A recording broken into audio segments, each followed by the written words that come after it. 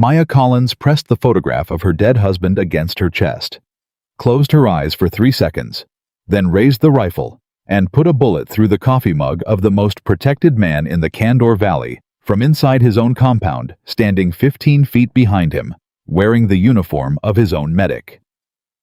He spun around. She was already walking toward him with her hands at her sides and her eyes completely dry.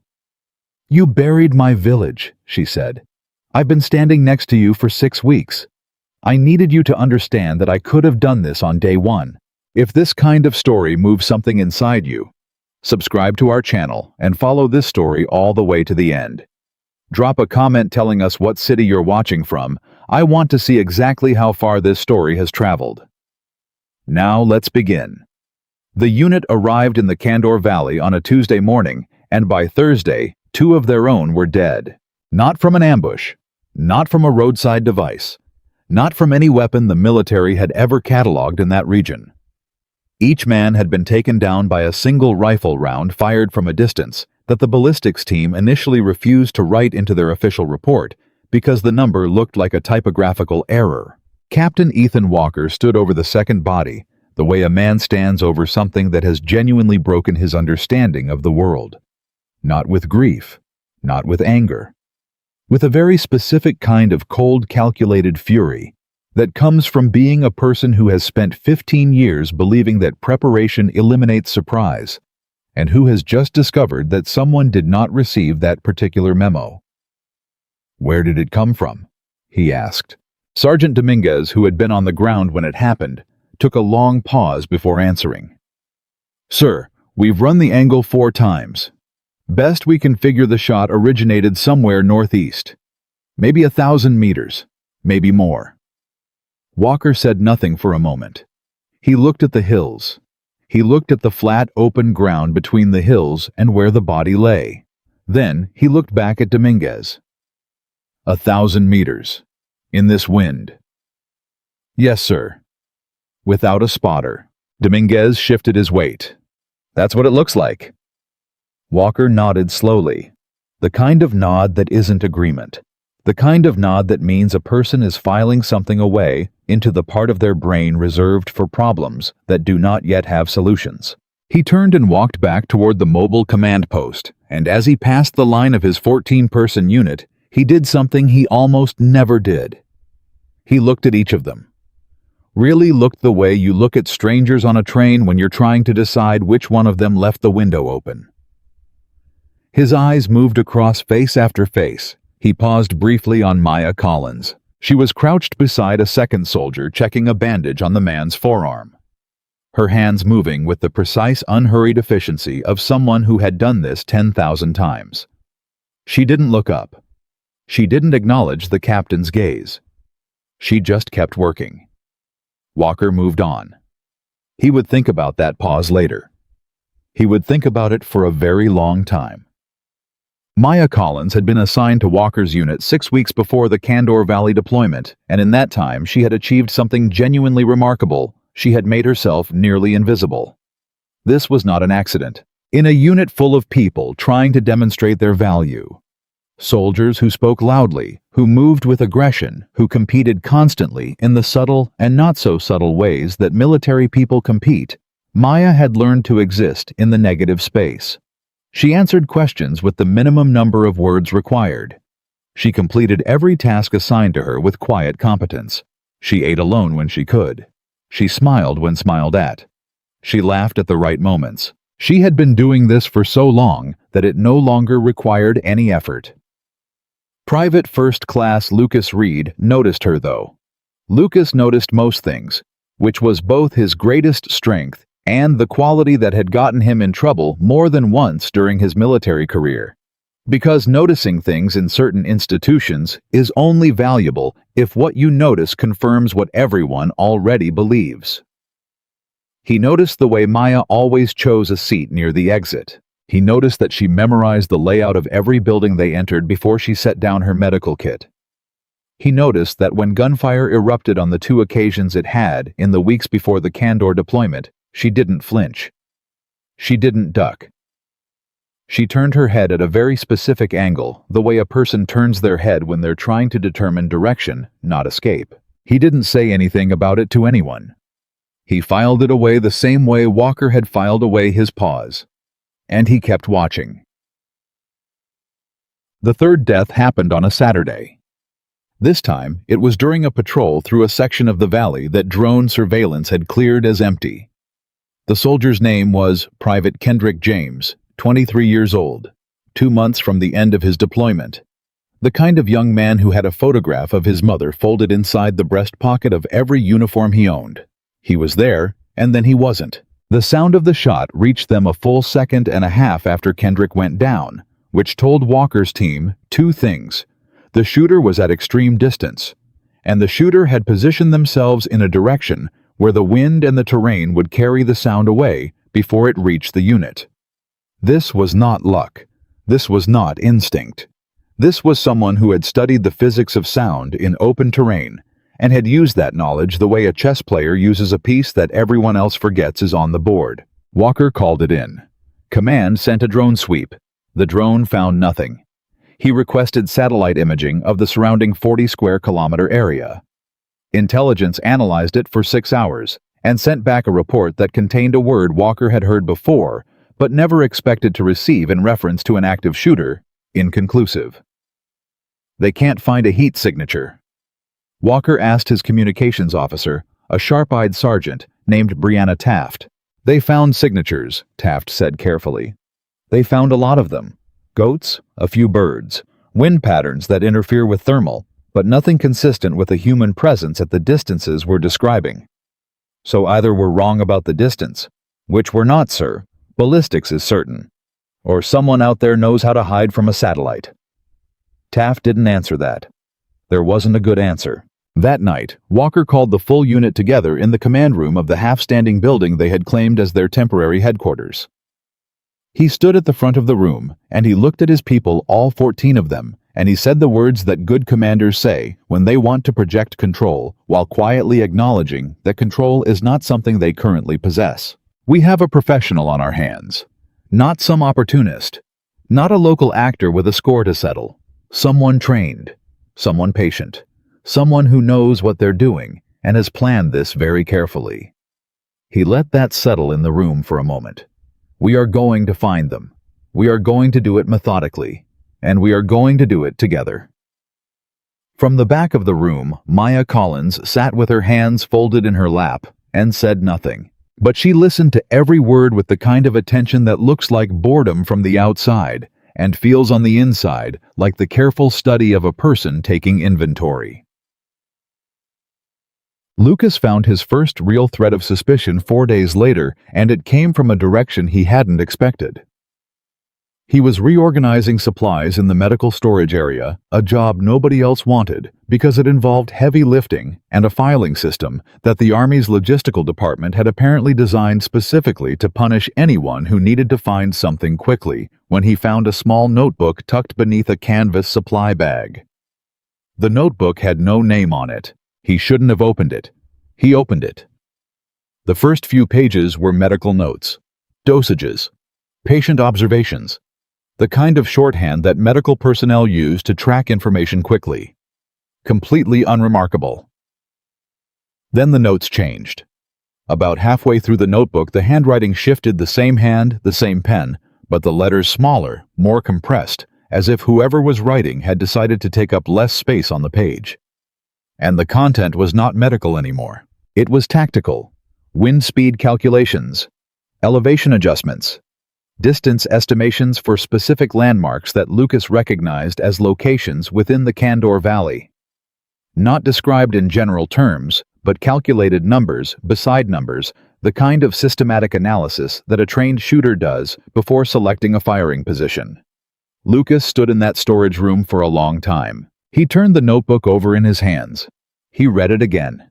He read it a third time, looking for an alternative explanation.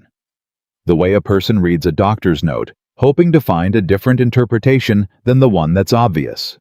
There wasn't one. He set the notebook back exactly where he'd found it and walked out of the storage room, and for the next 2 hours, he carried the weight of what he'd discovered, The way you carry something fragile and terrible very carefully, and with the constant awareness that one wrong move changes everything.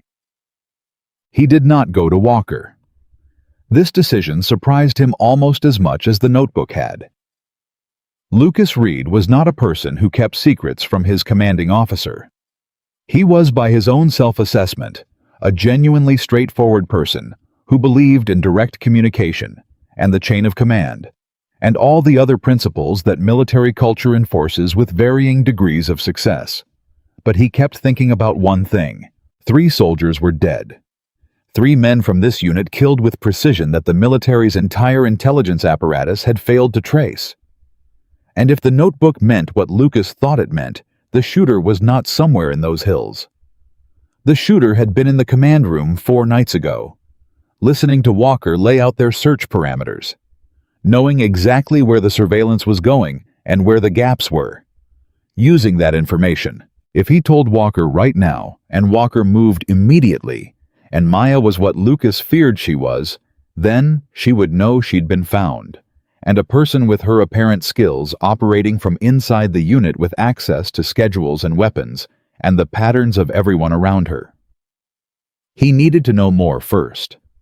He needed to understand what he was actually dealing with. So Lucas Reed made the decision to watch Maya Collins the way she had apparently been watching all of them quietly, carefully, and without letting his face reveal a single thing.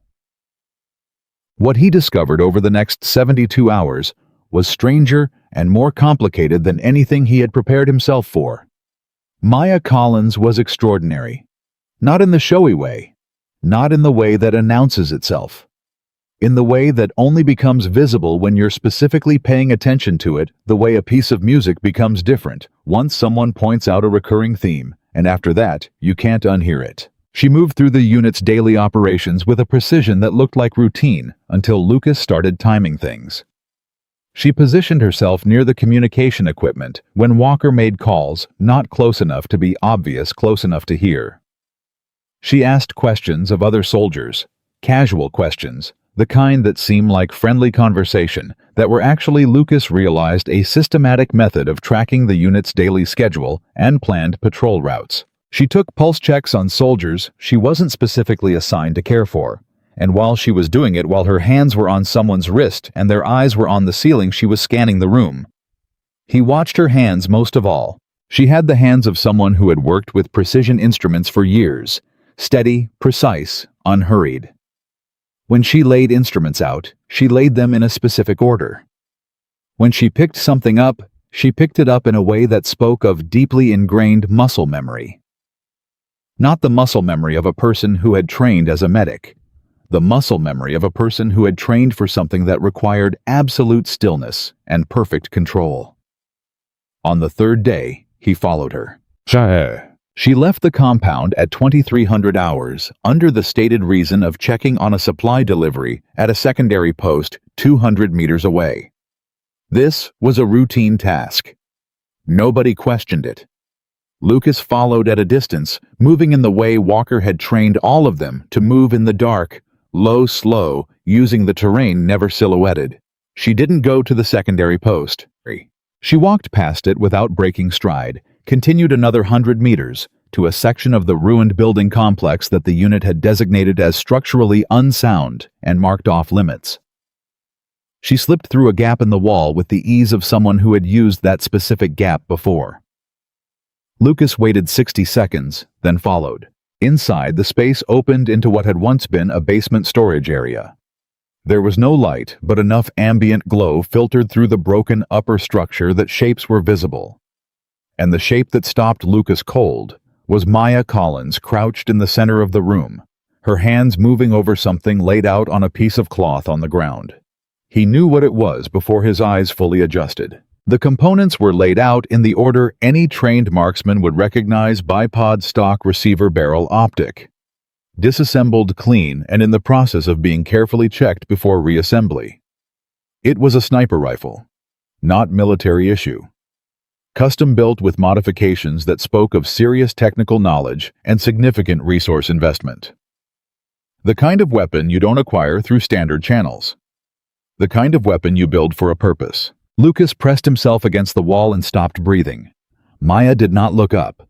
She continued her inspection with the same calm, methodical focus she brought to everything else. And watching her work, Lucas felt something unexpected move through him. Not the simple shock of confirmation, not the clean-edged fear of danger, but something more complicated. Something that had no single name. Because her hands moving over that weapon in the dark were shaking, not with the tremor of someone frightened of being caught. Not with the physical shake of someone taxed beyond their limits, with the tremor of someone exhausted in a way that goes all the way down. The kind of exhaustion that accumulates not from one hard night or one difficult mission, but from years of carrying something alone. "You should have stayed where you were," Maya said quietly. She didn't turn around. Lucas's whole body went rigid. "How long have you known I was following you?" he asked. She reassembled the last component, set the weapon down. Then she turned and looked at him, and in the faint light from above, he could see her face clearly enough to register one thing that he had not expected. She looked relieved. "Since you walked past the medical tent at 23:15 and doubled back," she said. "You went right instead of left when you left the compound. You're left-handed. You always go left." Lucas exhaled. "Maya, don't," she said. "Don't what? Don't do the thing where you ask me to explain myself, and we pretend this is a situation that can be resolved with a conversation." She sat back on her heels and looked at him steadily. "You found the notebook." It wasn't a question. "Yes," he said. She nodded. "Okay. Okay?" He stared at her. "3 people are dead, Maya. 3 people from our unit." Something moved across her face. Not guilt exactly, but something adjacent to it. Something more complicated. "I know. Did you—" He stopped. Couldn't find a way to finish the sentence that didn't feel like a cliff he wasn't ready to walk off. She looked at him for a long moment. Then she said, "Sit down, Lucas." He didn't sit down. But he didn't leave. And in that freezing dark basement, with a disassembled sniper rifle on the floor between them, Maya Collins began to tell him the truth about who she was. She had been born in a village called Nazrin, 200 kilometers north of the Kandor Valley. 12 years ago, that village had been home to 340 people. Her husband taught agriculture at a community school. Her younger brother, 17 years old, wanted to be an engineer. It was March, she said. Early morning. Most people were still asleep. She didn't say what happened next with drama. She said it the way people say things they have rehearsed 10,000 times in the privacy of their own minds and have therefore lost the ability to deliver with expression. Flat, precise, like a report. An airstrike. Unauthorized. Classified within 24 hours of its execution. The official record listed the village as an uninhabited military installation destroyed in a training exercise gone wrong. 340 people. The report said 2 civilian casualties, Maya said. Collateral damage in the destruction of an illegal weapons depot. There was no weapons depot, Lucas said. No. Then why? Because the village was sitting on top of a mineral extraction route that 3 foreign defense contractors had already been contracted to operate. The contracts were signed 6 weeks before the strike. The strike was not an accident. She looked at him steadily. It was a land clearance. Lucas felt the temperature in the room drop about 10 degrees, and it had nothing to do with the night air. Who signed off on it? Maya's expression didn't change. A chain of command. The kind of chain where everyone points at the person above them. She paused. But at the top of that chain, the operational approval came from one source. She said a name. Lucas recognized it. Lucas. Because it was the name of Ethan Walker's former commanding officer, the man who had written Walker's most decorated recommendation letter, the man whose photograph sat on Walker's desk in a small frame between a compass and a photograph of his daughters. Walker knows, Lucas asked. Walker knows. Maya said that the operation existed. He was on the initial briefing list. What he doesn't know is what I know, that the records were altered afterward, that the casualty figures were falsified, that the contractors received their permits within 30 days of the strike. She reached into her jacket and removed a small sealed case. "I have documentation, every piece of it." Lucas looked at the case. "You've been building a case for 4 years. And the—" He gestured at the weapon. Her jaw tightened. "The men I targeted were not innocent bystanders, Lucas. Every one of them was directly involved in either the authorization or the cover-up of what happened to Nazrin. They were soldiers," Lucas said. "They were in our unit. They were sent here to intercept and destroy the documentation I've been collecting," Maya said, and her voice stayed level, but something underneath it went very hard. "The operation that killed my village didn't end 12 years ago. It's still ongoing. The extraction contracts are still active. And anyone who gets close to exposing it—" She stopped. Lucas finished the sentence in his own head. He sat down on the floor then, because his legs had decided the conversation required a different relationship with gravity. "Why tell me?" he asked. Maya looked at him for a long moment. "Because you have a daughter at home," she said. "And you're going to have to make a decision tonight. And I need you to make it with the full truth in front of you, not a version of it." "What decision?" She looked at the sealed case on the floor between them. Then she looked at him. "Whether you walk back to Walker right now and tell him what you found." She let that sit for a moment. "Or whether you help me make sure that what's in this case survives long enough to reach the people who need to see it." The silence that followed was the loudest thing Lucas Reed had ever heard. Outside the building, somewhere in the dark valley, the wind was moving through the ruins with a sound that didn't quite manage to be human, but came closer than comfortable. Lucas looked at the case. He looked at Maya. He thought about his daughter, about the photograph in his pocket, about what kind of person he had told himself he was before the night he walked into a basement in the Kandor Valley and discovered that the world he thought he understood had been built on someone else's catastrophe. "Tell me everything," he said. She held his gaze for one more moment, as if measuring whether he meant it. Then she began. And Lucas Reed, who had spent his entire military career believing that the most dangerous thing in any operation was the enemy outside the perimeter, sat in the dark and listened to a woman explain with quiet and devastating precision exactly how wrong he had been, because the ghost sniper had never been outside anything. She had been standing right beside them from the very first day. And the question that was going to define every choice Lucas made from this moment forward was not whether Maya Collins was dangerous. The question was who she was dangerous for. Lucas didn't sleep that night. He lay on his cot in the dark and stared at the ceiling and did what he always did when something was eating him alive. He broke it into pieces and tried to deal with each piece separately. His daughter's preschool teacher had told him once at a parent conference that his daughter did the same thing. Took problems apart instead of facing them whole. He'd taken it as a compliment at the time. Right now, it wasn't helping. The pieces wouldn't stay separate. Every time he isolated one, Maya is the ghost sniper. It immediately fused with another 340 people, which fused with another. Walker knew the operation existed, which fused with the worst one, the one he kept pushing to the back and that kept walking forward again on its own. 2 of the men Maya killed were people Lucas had eaten breakfast with, had argued football with, had trusted in the uncomplicated way soldiers trust each other with his life. And at least one of them, according to what Maya had told him in that basement, had been sent to the Kandor Valley specifically to find and destroy evidence of a war crime that the United States military had spent 12 years pretending hadn't happened. He turned onto his side, stared at the wall. The question wasn't whether to report her. He knew what the regulations said. He knew what his oath said. He had never in 11 years of service found himself in a position where those 2 things weren't enough to tell him exactly what to do. The question was, what happened to the documentation if he did? Because Maya had shown him enough of it, photographs, scanned records, financial transfers, that he understood one thing with absolute clarity. If that sealed case ended up in Walker's hands, before it reached someone outside this chain of command, it would disappear.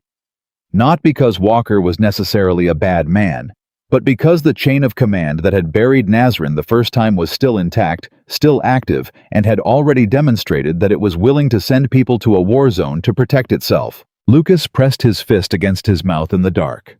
He thought about his daughter, about the way she still reached for his hand in parking lots, even though she was almost too old for it, and how he always let her, because he understood that the moment she stopped would mean something had changed that he couldn't reverse. He thought about Private Kendrick James' 23-years-old photograph of his mother in his pocket. He thought about 340 people whose names were never put on a list. He got up at 4 in the morning and went to find Maya. She was already awake. She was sitting outside the medical post with a tin cup of something hot, and when Lucas appeared out of the pre-dawn dark, she looked at him the way people look at things they expected to arrive eventually, and are almost tired of waiting for. "I need to know one thing," Lucas said. "Sit down first." "Maya." "Lucas." Her voice was quiet, but it had a core to it, like rebar. "Sit down." He sat. She handed him the tin cup without asking if he wanted it. He drank. It was terrible coffee, and it was exactly what he needed. "Kendrick James," Lucas said. 23 years old. He didn't know anything about Nazrin. He'd never heard of the village. He was 2 months from going home. Maya was quiet for a long moment.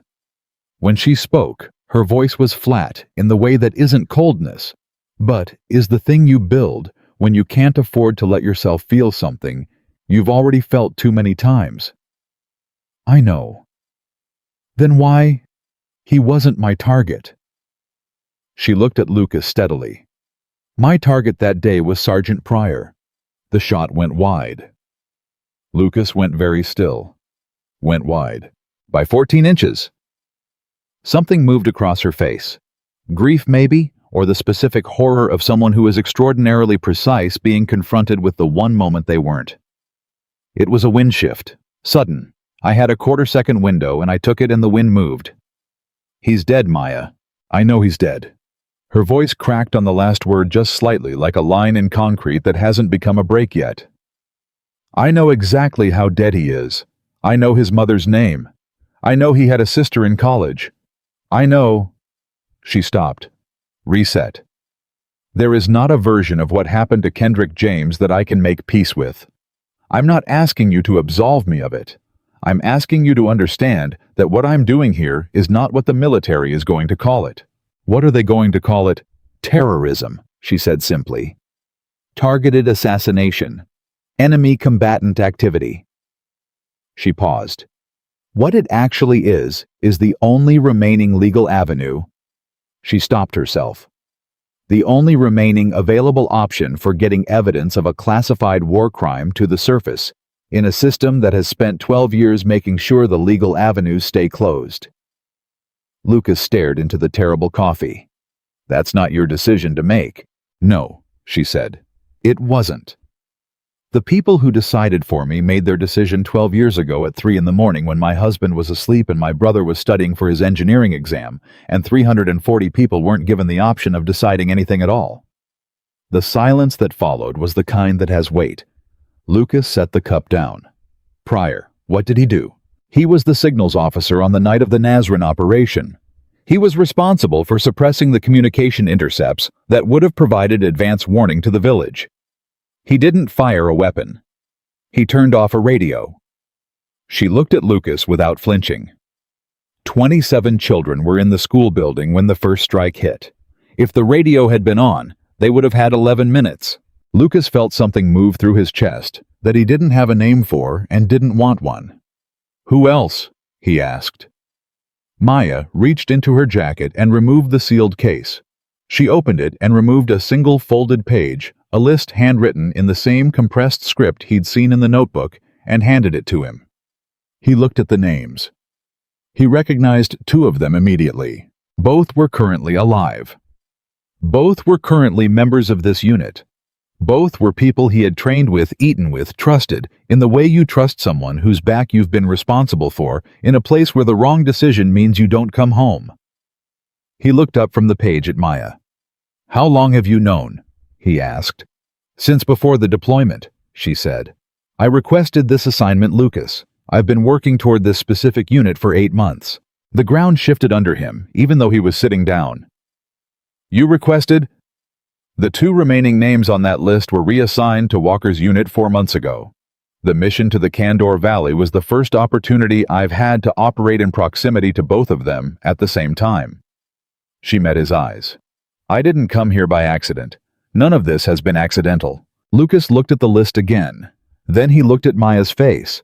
Then he did something he hadn't intended to do, which was ask the question he'd actually come here at 4 a.m. to ask. Is Walker on the list? Maya held his gaze for a long, careful beat.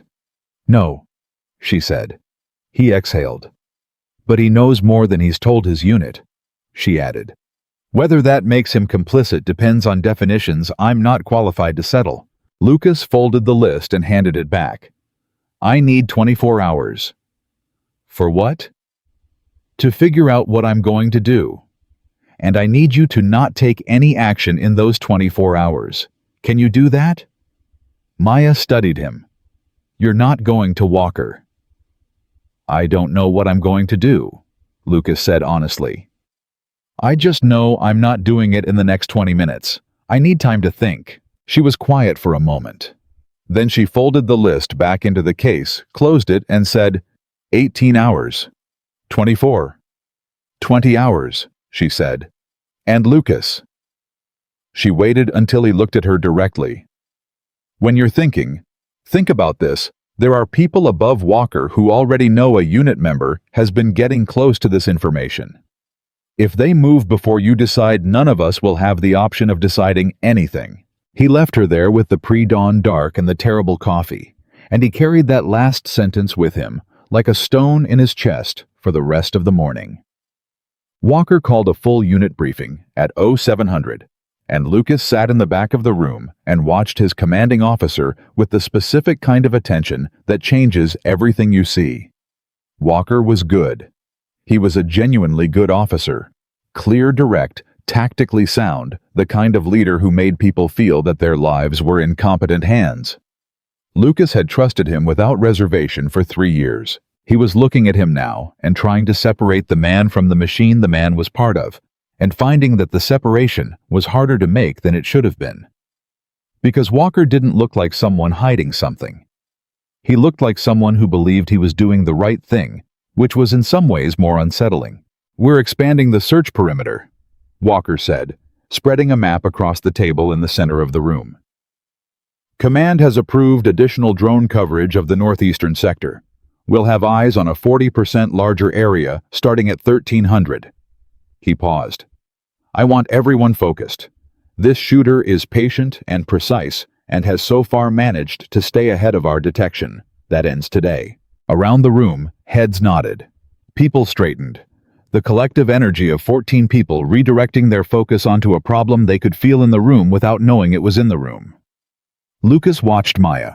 She was sitting in her usual position, left side 3 chairs from the front close to the door. She was looking at Walker with an expression of careful, attentive neutrality. Nothing in her face that could be read as anything other than a unit member paying attention to a briefing. But Lucas, who now knew what to look for, saw her eyes move just once briefly to the 2 men he'd recognized on her list. Corporal Dennis Hatch and Sergeant First Class Ray Okonkwo. Both of them sitting in this room. Both of them looking at the map. Both of them, according to Maya's documentation, directly involved in the cover-up that had erased an entire village from official record. And neither of them knowing that the person who had spent 4 years hunting them was sitting 8 feet away and had been inside their daily operations for 6 weeks. Lucas looked at the sealed case in Maya's jacket. He looked at Walker. He made a decision. So, he went to Sergeant Taft first. Not with everything, not even close to everything, but with one specific question wrapped inside a casual conversation that he was careful to deliver in the tone of someone who was mildly curious rather than quietly panicking. The Kandor Valley deployment, he said to Taft as they walked the perimeter during the afternoon rotation. How far back does the mission authorization go? Taft gave him a sideways look. Why? I'm trying to understand the scope. Whether this is a standalone operation or whether it connects to anything earlier in the region." Taft was quiet for a moment. She was not a person who answered questions without thinking about why she was being asked them, which was one of the reasons Lucas had gone to her specifically. He wanted someone who would think about it.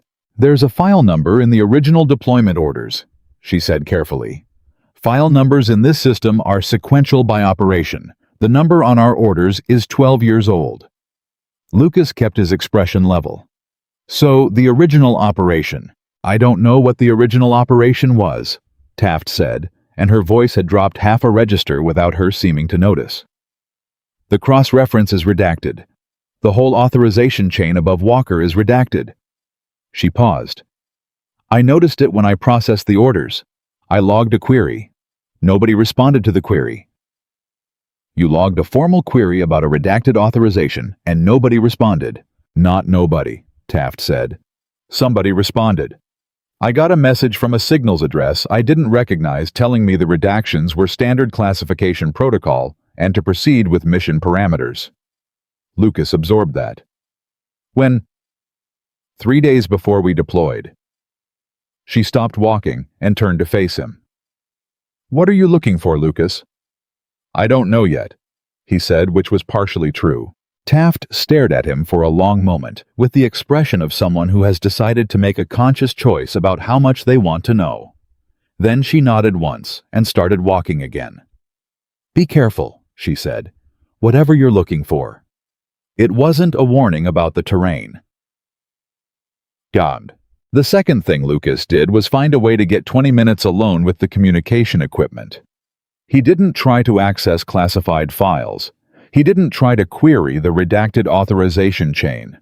What he did was pull up the public record archive, the kind of historical index that was technically accessible to unit members, but that nobody ever actually used, because it was slow and badly organized and designed. It seemed specifically to discourage people from using it. He searched for Nazarene. He found nothing. He searched for the geographic coordinates Maya had given him the location of the village. He found a record from 12 years ago. A brief entry in a regional incident log, tagged with the file number Taft had described, classified at a level he didn't have access to unlock. The entry had a title. It read, "Controlled Demolition, Uninhabited Structure, Regional Training Exercise, Kandor North." Lucas stared at that for a long time. Controlled Demolition, Uninhabited Structure, 340 people. He closed the archive. He walked out of the communication room and into the corridor and stood against the wall with his eyes closed for 30 seconds, doing the focused breathing exercise his daughter's pediatrician had taught him to use when she had panic attacks, because it turned out the exercise worked on grown men in war zones too. Then he opened his eyes and went to find Maya. She was in the medical post, and she knew from the look on his face before he said a single word. "You found the record," she said. "Controlled demolition," Lucas said. "Uninhabited structure." "That's the same language in all of them," Maya said. "There are 14 separate incident logs across 4 regional databases that all use identical language. Controlled demolition, uninhabited structure." She opened the sealed case and spread several documents on the examination table between them. The contractors filed property acquisition paperwork on the Kandor North Extraction Corridor 43 days before the operation. The property acquisition references the coordinates as an uninhabited industrial zone. Lucas looked at the documents. They were not photocopies. They were originals, not the kind of documents that existed in government databases, but the kind that existed in someone's private files accessed by someone who had spent years getting close to the people who held them. "How did you get these?" he asked. "I was a school teacher," Maya said. "Before," she paused. "After I became a very different kind of student. These were in private possession." "Yes." "Whose?" She met his eyes steadily.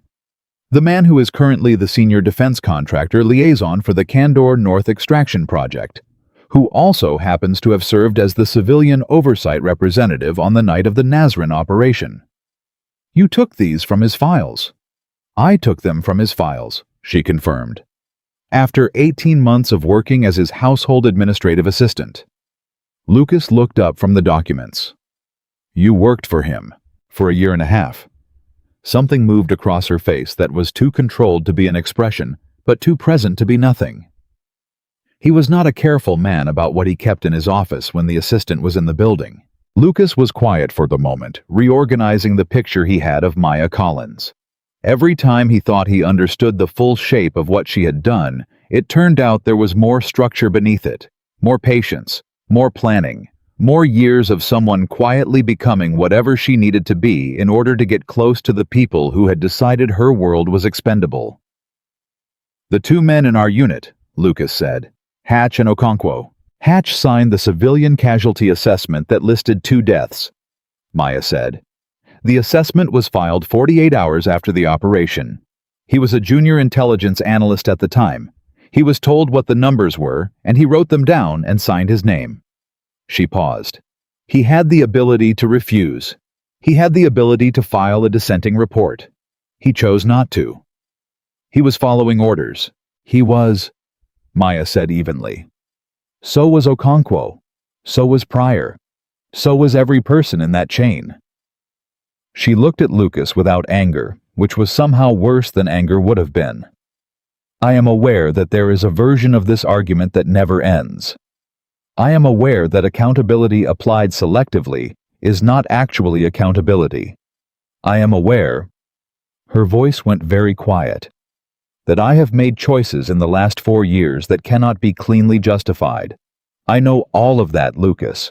I know it better than you do because I live with it every night. Then why keep going? Because the documentation in this case, she said, pressing one hand flat on the sealed file, is the only complete evidence chain that exists. Every other record has been altered or destroyed. If this disappears, the official history of what happened to Nazrin is 2 casualties and a training accident. Forever. She met his eyes. Not for my sake. For 340 people who deserve to be counted. Lucas was quiet for a long moment. Then he said, I know someone outside this chain of command. A journalist, former military, works on defense accountability. She has contacts who can receive and protect sensitive documentation. Maya went very still. I met her 3 years ago during a training exercise in Fort Bragg, Lucas continued. She's published 2 pieces on classified operation cover-ups. Both survived legal challenges. He looked at Maya. If I can get a message out to her without routing it through unit communications. Walker monitors unit communications, Maya said immediately. I know. I'm not talking about unit communications. He reached into his shirt pocket and removed a small personal device, a basic satellite communicator, the kind soldiers carried for personal emergency contact with families. These aren't monitored. They're encrypted to personal accounts. Maya stared at the device. Then she looked at Lucas. You're choosing a side, she said. I'm choosing the documented evidence of 340 people over a chain of command that has already proven it will bury the truth when the truth is inconvenient, Lucas said. Those are not the same side. Something in Maya's face did something he hadn't seen it do before. Not quite relief. Something older than relief, and more exhausted by the effort of holding itself together. If Walker finds out what you're doing, she started. I know. It won't just be your career. They will prosecute. I know that too. Then why? Because I have a daughter, Lucas said, and his voice was very steady. And I am going to have to explain to her eventually what I did when I found out. And I need that explanation to be something I can actually say out loud. Maya looked at him for a long time. Then she reached into the sealed case and removed a secondary envelope, smaller flat, sealed with 3 separate security strips. She held it out to him. This is a compressed summary, she said. Every key document reduced to its essential evidentiary content. 47 pages. If your contact can receive it and get it to a protected legal source within 72 hours. She can, Lucas said. He hoped he was right. He took the envelope, and at that precise moment, as Lucas Reed stood in a medical post in the Kandor Valley, Holding 47 pages that could bring down a 12-year cover-up, the door opened. Sergeant Taft stood in the doorway. She looked at Lucas. She looked at Maya. She looked at the envelope in Lucas's hand and the sealed case open on the table, and her face went through a very rapid sequence of expressions that ended in something that wasn't quite fear and wasn't quite resolution, but was somewhere between the two. Nobody spoke. Then Taft said, "Walker just ordered a full personnel inventory. Every soldier accounts for their location in the last 72 hours starting immediately." She paused. He also requested a full search of all medical supply areas. Her eyes moved to the sealed case. "You have maybe 12 minutes before the search team gets here." Lucas felt his heartbeat shift into a different register. Maya was already moving, closing the case, reaching for her jacket, her hands completely steady in a way his currently were not. "The envelope," Taft said, looking at Lucas. "Whatever that is, do not let them find it in this building." Lucas looked at her. "Taft, I logged that query about the redacted authorization," she said. "I told you nobody responded. That wasn't entirely true." She stopped. The next words came out flat and deliberate, like someone placing stones one by one in a specific order. Someone did respond. 2 days later. "They told me the query had been forwarded to a security review board and that I should expect a formal follow-up." She met his eyes. "That was 8 days ago. No follow-up has come. But Walker pulled my communication logs this morning." The room went very quiet. Maya looked at Taft. "How long have you known about me?" Taft held her gaze. "Long enough to decide it wasn't my job to be the person who ended this before the truth had a chance to survive." It was the most important thing Brianna Taft had ever said in Lucas Reed's presence. He committed it to memory in the same automatic way he'd been committing things to memory his entire life, because some sentences deserve to be kept. 12 minutes, Lucas said. 11 now, Taft said. Lucas put the envelope inside his jacket. Maya lifted the sealed case, and the three of them moved quickly and without another word, because the building had just become a place where the next decision had to be made in the next 60 seconds, and the decision was no longer whether to act. The decision was whether the truth they were carrying was going to survive the next hour. They had 11 minutes, and they used every second of them. Taft took the sealed case. Not because anyone told her to, she simply reached out and took it from Maya's hands, with the calm decisiveness of someone who has already done the internal calculation and arrived at an answer they intend to live with. Maya let her take it without argument, which told Lucas more about the level of trust Maya had developed in Taft than anything either of them could have said out loud. "Medical supply rotation log," Taft said, already moving toward the storage shelves. "I submitted a routine transfer request for 3 boxes of surplus equipment to the secondary post yesterday. It's in the system. Nobody checks physical contents on a logged transfer." She was pulling boxes as she spoke, her hands working with the efficiency of someone who had spent years making military bureaucracy do what she needed it to do. "The case goes in box 2. I'll complete the transfer in." She looked at her watch. 9 minutes, which puts it physically off-site before the search team arrives. "If they search the secondary post," Lucas started. "They won't. Walker's search order covers primary operational areas only. I read it." She set the case inside the second box and began packing medical supplies around it with the focused precision of someone who understood that the difference between discovery and survival was often 6 inches of careful packing material. "Go, both of you. Separate directions. Be visible." Maya looked at Taft for one moment, one single beat of eye contact that carried more weight than most conversations Lucas had witnessed in his entire life. And then she was gone, moving out the side exit at the unhurried pace of someone going about completely routine business. Lucas stayed 1 second longer. "Taft, go read. What you're doing is what I decided to do 8 days ago when I got that non-response from a security review board that doesn't exist in any directory I can access." She didn't stop moving. "The time for deliberating was then. This is just logistics." She glanced at him over her shoulder. 9 minutes. Move." He moved. The search happened at 0900, and Lucas watched it from across the compound with the specific misery of someone who knows exactly what is being searched for and exactly where it isn't. 8 soldiers moved through the medical post with methodical professionalism, checking shelves, opening storage containers, reviewing documentation. Walker stood outside and watched with his hands clasped behind his back in the posture he used when he was controlling something, or believed he was. Maya stood 40 feet from Walker and assisted one of the other unit members with a routine equipment check. Her movements so completely unhurried that Lucas felt an almost vertiginous admiration for the degree of self-control it required. She didn't look at the medical post. She didn't look at Walker. She looked at the equipment manifest in front of her, and she did her job. The search took 22 minutes.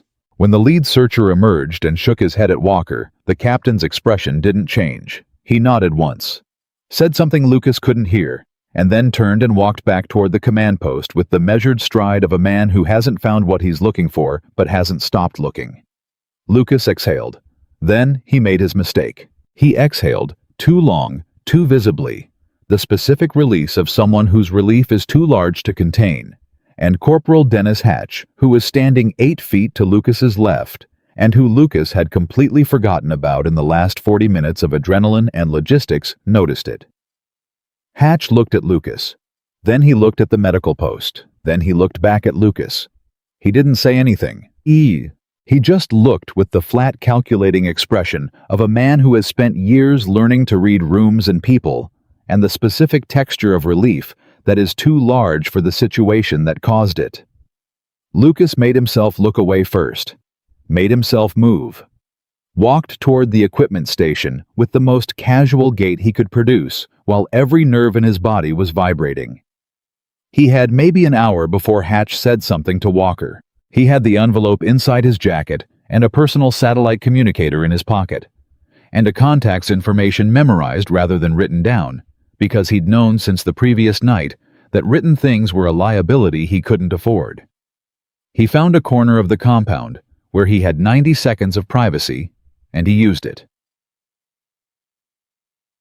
Her name was Dana Mercer, and she answered on the second signal, which told Lucas she'd been expecting contact from someone, not him specifically, but someone.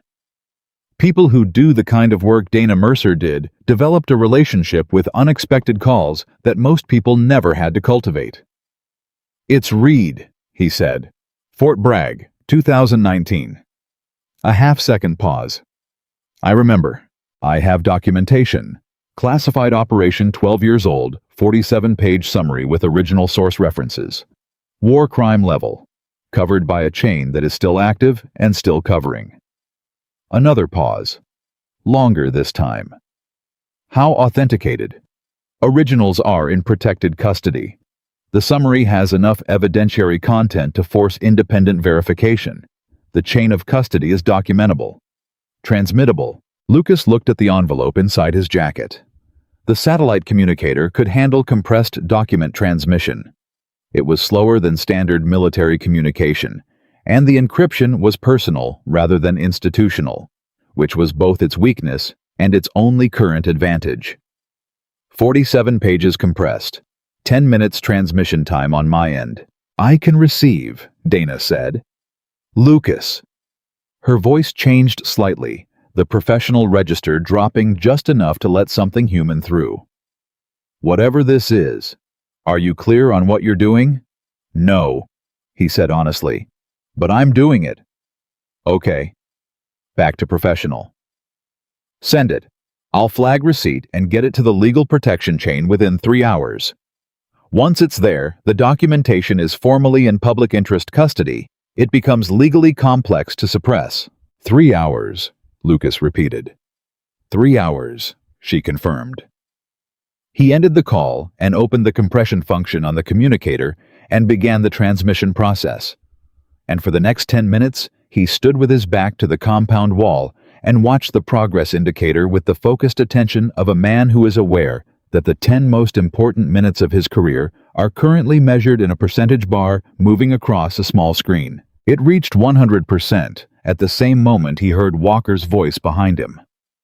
"Read." Lucas closed the communicator and turned around. Walker was standing 8 feet away. He was alone, which was unusual. Walker almost never moved through the compound without at least one other person, not from fear, but from habit, the constant awareness of a commander that visibility means accountability in both directions. The fact that he was alone right now meant this was not an official conversation. "Sir," Lucas said. Walker looked at the communicator in Lucas's hand. "Personal device." "Yes, sir." "Contacting family." "Yes, sir." Walker was quiet for a moment. He had the kind of face that gave very little away, and Lucas had always admired that about him, the contained quality, the sense that whatever Walker was feeling was being fully experienced somewhere below the surface and fully controlled above it. Right now, that quality felt different. It felt like the surface of something very cold and very deep. "Hatch came to me," Walker said. Lucas didn't respond. "He said you reacted oddly during the search of the medical area. He said your body language was inconsistent with someone who has nothing to hide." Walker tilted his head slightly. "Hatch is an observant person." "Hatch is worried I'll find out what he did 12 years ago," Lucas said. The silence that followed was so complete that Lucas could hear his own heartbeat. Walker's expression didn't change. Not a flicker. Not a single muscle moved in his face. Which was, Lucas realized itself, a kind of answer, because a man who genuinely didn't know what Lucas was referring to would have reacted to that sentence. Would have shown confusion or surprise, or the instinctive defensive response of someone who needs a moment to understand what they're being accused of. Walker showed none of those things. He knew exactly what Lucas meant. "That's a serious thing to say," Walker said. His voice was completely level. "It's a serious situation, sir." "Where did you hear that?" "Does it matter where I heard it?" "It matters enormously." Walker took one step forward and stopped. "Because information from an unreliable source is not the same as information. And I need to know whether what you think you know is the actual truth, or a version of the truth that has been constructed to serve a particular agenda."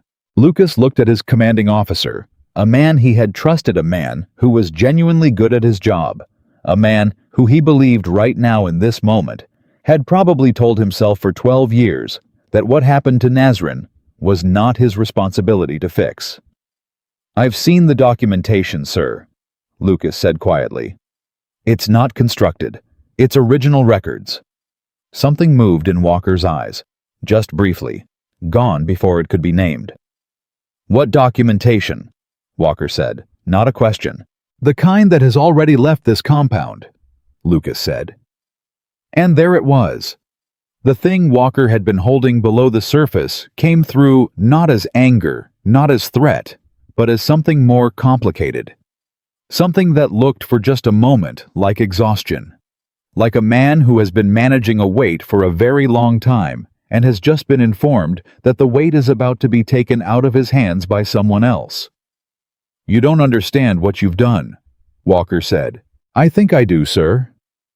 There are people above this operation. I know there are. That's why the documentation went outside this chain of command." Lucas held Walker's gaze. "If something happens to me or to anyone else in this unit in the next 72 hours, the transmission I just made will be the first thing a federal-level journalist references in a very public inquiry." Walker stared at him. "You're threatening your commanding officer." "I'm explaining the situation clearly," Lucas said. "Sir?" A long moment. Walker looked at the communicator, looked at Lucas. Then he said something Lucas hadn't expected. "Where is she?" Lucas didn't answer. "Collins," Walker said. "Where is she right now?" Lucas maintained eye contact and said nothing, and Walker read that silence with the precision of someone who has been reading soldiers for 15 years.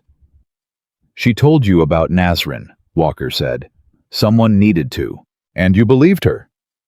"I verified what I could verify independently," Lucas said. The file number on our deployment orders cross-references a 12-year-old classified operation logged as a controlled demolition of an uninhabited structure at coordinates that were home to 340 people. He paused. I believed what the records told me, sir. Walker's jaw tightened. She has killed 3 of our soldiers. 2 of our soldiers and 1 of our soldiers by mistake, Lucas said, and hated himself slightly for the precision of it. And the 2 she targeted deliberately were not in this valley by accident. You don't get to decide that. Neither did you, Lucas said. But somebody did, 12 years ago. And the decision they made is the reason we're standing here. Walker took a long breath. When he let it out, something in his posture changed very slightly, barely perceptible, but Lucas had been watching this man for 3 years and he caught it. The change of a person who is recalculating. Not surrendering, recalculating. If Collins is found by anyone other than me, Walker said, she dies. You understand that? There are people attached to this operation who are not interested in documentation or testimony or legal process. They are interested in elimination. I understand that, Lucas said. Then tell me where she is. With respect, sir, no. Walker stared at him for a long moment. Then he nodded once and walked away. And Lucas watched him go and felt the particular specific terror of someone who has just played a card they can't take back against an opponent they don't fully understand, in a game where the stakes are calibrated in human lives. He found Maya in the one place nobody would look for her, which was the middle of a routine resupply task she had apparently initiated entirely to give herself a legitimate reason to be moving equipment between buildings. She was carrying a crate of medical supplies across the open area when Lucas fell into step beside her and spoke quietly without looking at her. Walker knows about you. He confronted me directly. Maya didn't break stride. What did he say? He wants to find you before anyone else does. He says there are people attached to this operation who aren't interested in process. He says they'll kill you. A beat. He's not wrong. He asked me to tell him where you are. And I didn't. She was quiet for a moment, still walking. What's his play? I don't know. He didn't threaten me directly. He recalculated something, I could see it. He's deciding what to do. Walker is not the most dangerous thing in this situation, Maya said. The people above Walker are the most dangerous thing, and they are going to know very soon, if they don't know already, that documentation has left this compound. She set the crate down at the secondary building entrance and straightened and looked at Lucas directly for the first time during the conversation. Hatch reported to Walker. Hatch will also report to the people above Walker. That's been his function in this operation from the beginning. Hatch is reporting to someone above Walker. Hatch was placed in this unit specifically to monitor for exactly this situation, Maya said. He's not a soldier doing his job. He's an asset maintaining a cover-up. She looked at Lucas steadily. He made 3 encrypted communications in the last 2 days that didn't go through standard unit channels. I've been tracking his signal pattern since we deployed. Lucas felt the picture rearrange itself again. Another layer, under the layer. Another depth, under the depth. The specific vertigo of realizing that what you thought was the bottom of something has another floor. So when Hatch reported your reaction to Walker, he also reported it to whoever is running the operational cover. Yes. Maya's voice was calm in the way that is the product of discipline and not the product of actually being calm. They will move within hours. They cannot afford to let the documentation chain establish itself in public interest custody. They will try to discredit the source first, which means coming after me directly, and if that fails, they will try to contain the transmission itself. The transmission is already in protected custody, Lucas said. Dana received it.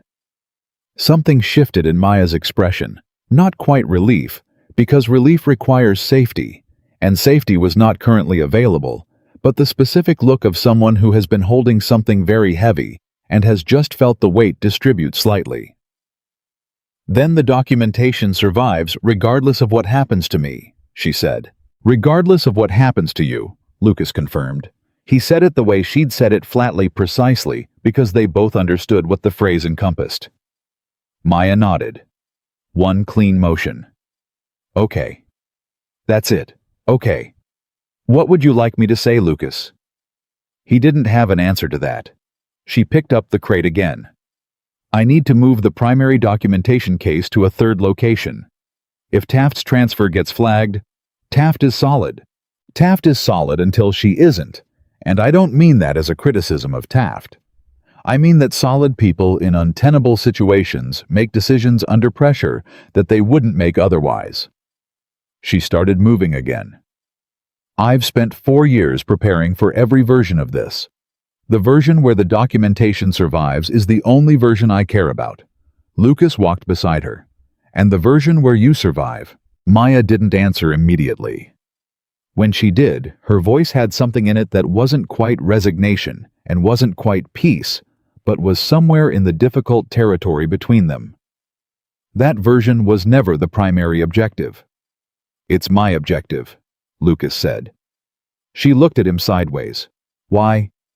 Because you're not the only one who has to explain their choices to someone eventually, he said. And I let her die is not an explanation I want to have. Something happened in Maya's face that he'd never seen before. A brief, involuntary softening the expression of someone who has been operating on pure determination for so long that an unexpected gesture of ordinary human care hits them in a place they forgot existed. She looked away quickly. There's a third location, she said. Behind the eastern perimeter, there's a structural alcove in the wall that the unit hasn't mapped because the drone coverage skipped it on the initial survey. I prepped it 2 weeks ago. Lucas processed that. You prepped a secondary cache 2 weeks ago. I prep everything, she said. Every location, every contingency, every exit, every exit. She stopped at the building entrance and looked at him directly.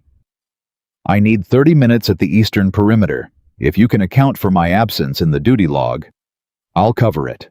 And Lucas, her voice dropped just slightly. If this goes wrong in the next few hours, the most important thing, the only important thing, is that Dana Mercer gets the transmission to legal protection before anyone with sufficient authority can issue a suppression order. Everything else is secondary. Everything else, he repeated, including you. Yes. He looked at her for a long moment. Then he said, Go. She went. Okonkwo found Lucas. 12 minutes later.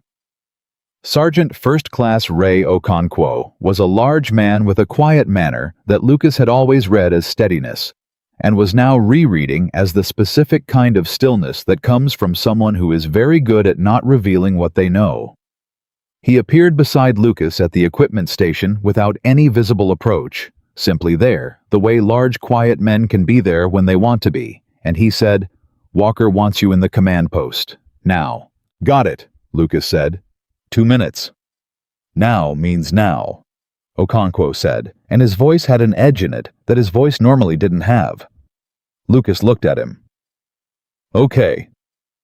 He walked to the command post with Okonkwo 2 steps behind him, and as they walked, Lucas was doing rapid calculations about what Walker knew. What Okonkwo knew what Hatch had reported in the last hour, and how much time Maya had before the eastern perimeter became somewhere other people were paying attention to. The command post was small, and it felt smaller with Walker in it. He was standing with his back to the door when Lucas entered, looking at a map on the wall, and he waited until Okonkwo had closed the door behind them before he turned around. Hatch was already in the room. Standing against the far wall with his arms crossed and his expression set, in the careful neutral of someone who has made a decision and is waiting for the decision to produce consequences. Walker looked at Lucas. Sit down. I'll stand. Walker's eyes moved to him with the specific focused quality of someone filing a response for later. Private communication with an outside contact during an active operation, he said. That's a violation of operational security protocols. Technically correct, Lucas said. Not technically, actually. Walker moved to the table at the center of the room and placed both hands flat on it. I'm going to ask you one time on the record with Sergeant Okonkwo as witness. What was the content of the transmission you made at 0847 this morning? Lucas looked at Walker. He looked at Hatch. He looked at Okonkwo. Then he said, Personal communication with family. Walker held his gaze. That's your statement. That's my statement, sir. The silence in the room was the kind that presses, that has physical presence. Lucas stood inside it and kept his face level and thought about his daughter reaching for his hand in parking lots. Hatch, Walker said. Hatch pushed off the wall and walked to the table and placed a small device on it. A signal analyzer. The kind that could read the frequency signature of a satellite communication transmission without accessing its encrypted content. Personal satellite communicators operate on a civilian frequency band, Hatch said, and his voice had the flat professional quality of someone reciting a technical briefing they've given before. Military-grade personal communications operate on a separate classified band. The transmission made from Private Reed's device this morning operated on a third frequency, a compressed document transmission protocol used by civilian journalists and their sources. He looked at Lucas. Not a personal call. Lucas said nothing. 47 minutes of compressed transmission time, Hatch continued, consistent with a document package of approximately 40 to 50 pages. Walker looked at Lucas. Last chance. I've given my statement, sir. Something shifted in the room, the kind of shift that happens when a situation moves from a question into a consequence, when the space between what someone will say and what will happen next closes down to nothing. Corporal Hatch, Walker said, step outside. Hatch looked surprised, looked at Walker, looked at Lucas. Then he uncrossed his arms and walked to the door and went out, and the room was just Walker and Okonkwo and Lucas. Walker waited until the door closed. Then he said very quietly, "Where is Collins?" And Lucas was about to say nothing again, was already constructing the silence when the sound reached them. A single shot. Distant. East of the compound. Everybody in the room heard it. Everybody in the room knew what it meant and where it had come from and what direction it implied, and in the 2 seconds before anyone moved, Lucas felt the bottom of his chest drop out. He was through the door before Walker finished saying his name. He ran. Not a jog, not a tactical advance. He ran flat out the way you run when you've done the math, and the math says you don't have time for anything other than pure speed. Around the building, across the open compound ground, past 2 soldiers who turned to watch him with expressions that hadn't yet caught up to alarm, toward the eastern perimeter. He heard Walker behind him, heard boots on the hard ground, heard his name twice more, and ignored it both times. He came around the eastern building corner and stopped. Maya was standing. This was the first fact his brain processed, and the relief of it hit him so hard that he almost lost his footing. She was standing her back against the wall, and she was holding her left arm against her body with her right hand, and the way she was holding it told Lucas, who had spent 3 years learning to read injury in the field, exactly what had happened. She'd been hit. Left arm upper area through and through by the way she was holding it, painful bleeding, not immediately life-threatening. She had also clearly returned fire. The evidence of that was 20 feet away, a figure on the ground that was not moving, and that Lucas recognized even from this distance as someone he knew. Someone who had been inside their unit from the beginning. Not Hatch, not Okonkwo. Private First Class Garrett Dolan, who had been with the unit for 4 months, who kept photographs of his dog on his phone, who had made everyone laugh at dinner 2 weeks ago with a story about his grandmother, who was now on the ground with a rifle beside him and a single round through his center mass, positioned in a sniper configuration that had clearly been set up before Maya ever arrived at the eastern perimeter. Lucas crossed the distance in seconds and dropped beside her. "How bad?" "Through and through," she confirmed. Her voice was tight. "I need to pack it, and I need to do it in the next 4 minutes, or I'm going to have a problem." He was already opening the medical kit at his belt, never went anywhere without the basics. The one habit from medical training that had stuck. Hold still. "I am holding still." She was. Despite the arm, despite whatever she was feeling, she was completely characteristically still. "Dolan," she said. "I see him. He came from above, positioned on the wall 30 minutes before I arrived. He knew where I was going." "Hatch," Lucas said. "Or someone above Hatch." She hissed slightly as he pressed gauze against the wound. Dolan wasn't working alone. Someone cleared him out of duty rotation so he could be here. That requires either Walker's authority or authority above Walker. Lucas was working fast. The muscle memory of field medical training taking over in the way training is designed to do, so that in the moments when thinking is a luxury, the hands keep going anyway. "You killed him," he said. Not an accusation, just placing it. "He was going to kill me." A pause. "I know that's the same thing everyone says. It's different when it's true." She looked at him, then, a sideways look quick, but something in it that was almost startlingly unguarded for someone who kept everything so tightly controlled. Then she looked away again. Walker arrived 30 seconds later. He took in the scene in one sweep. Maya Lucas Dolan on the ground, and his face went through something that was too complex and too fast for Lucas to read completely, but what he caught in it was not shock. What he caught was confirmation of something Walker had already feared. He looked at Dolan for a long moment. Then he looked at Maya. "He was already here when you arrived," Walker said.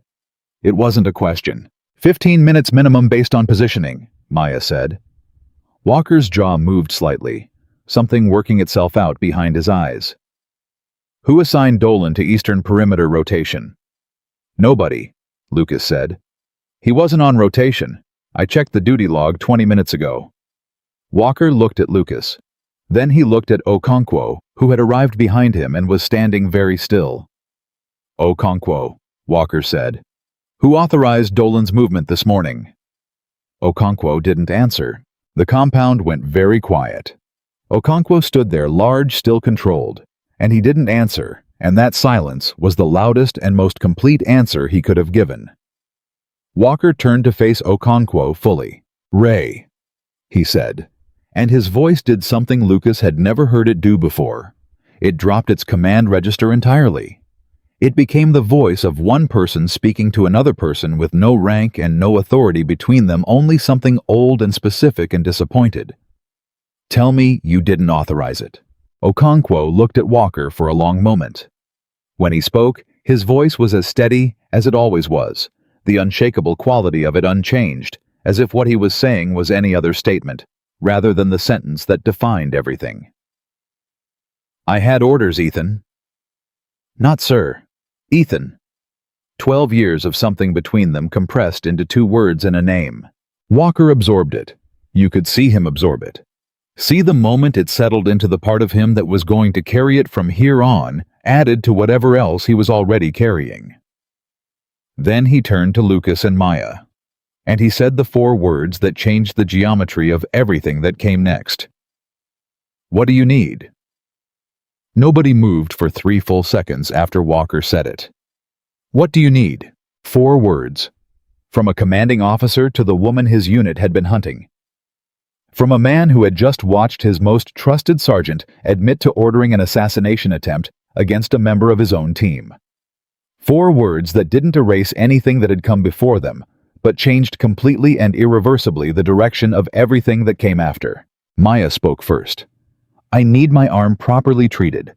I need the documentation case from wherever Taft put it.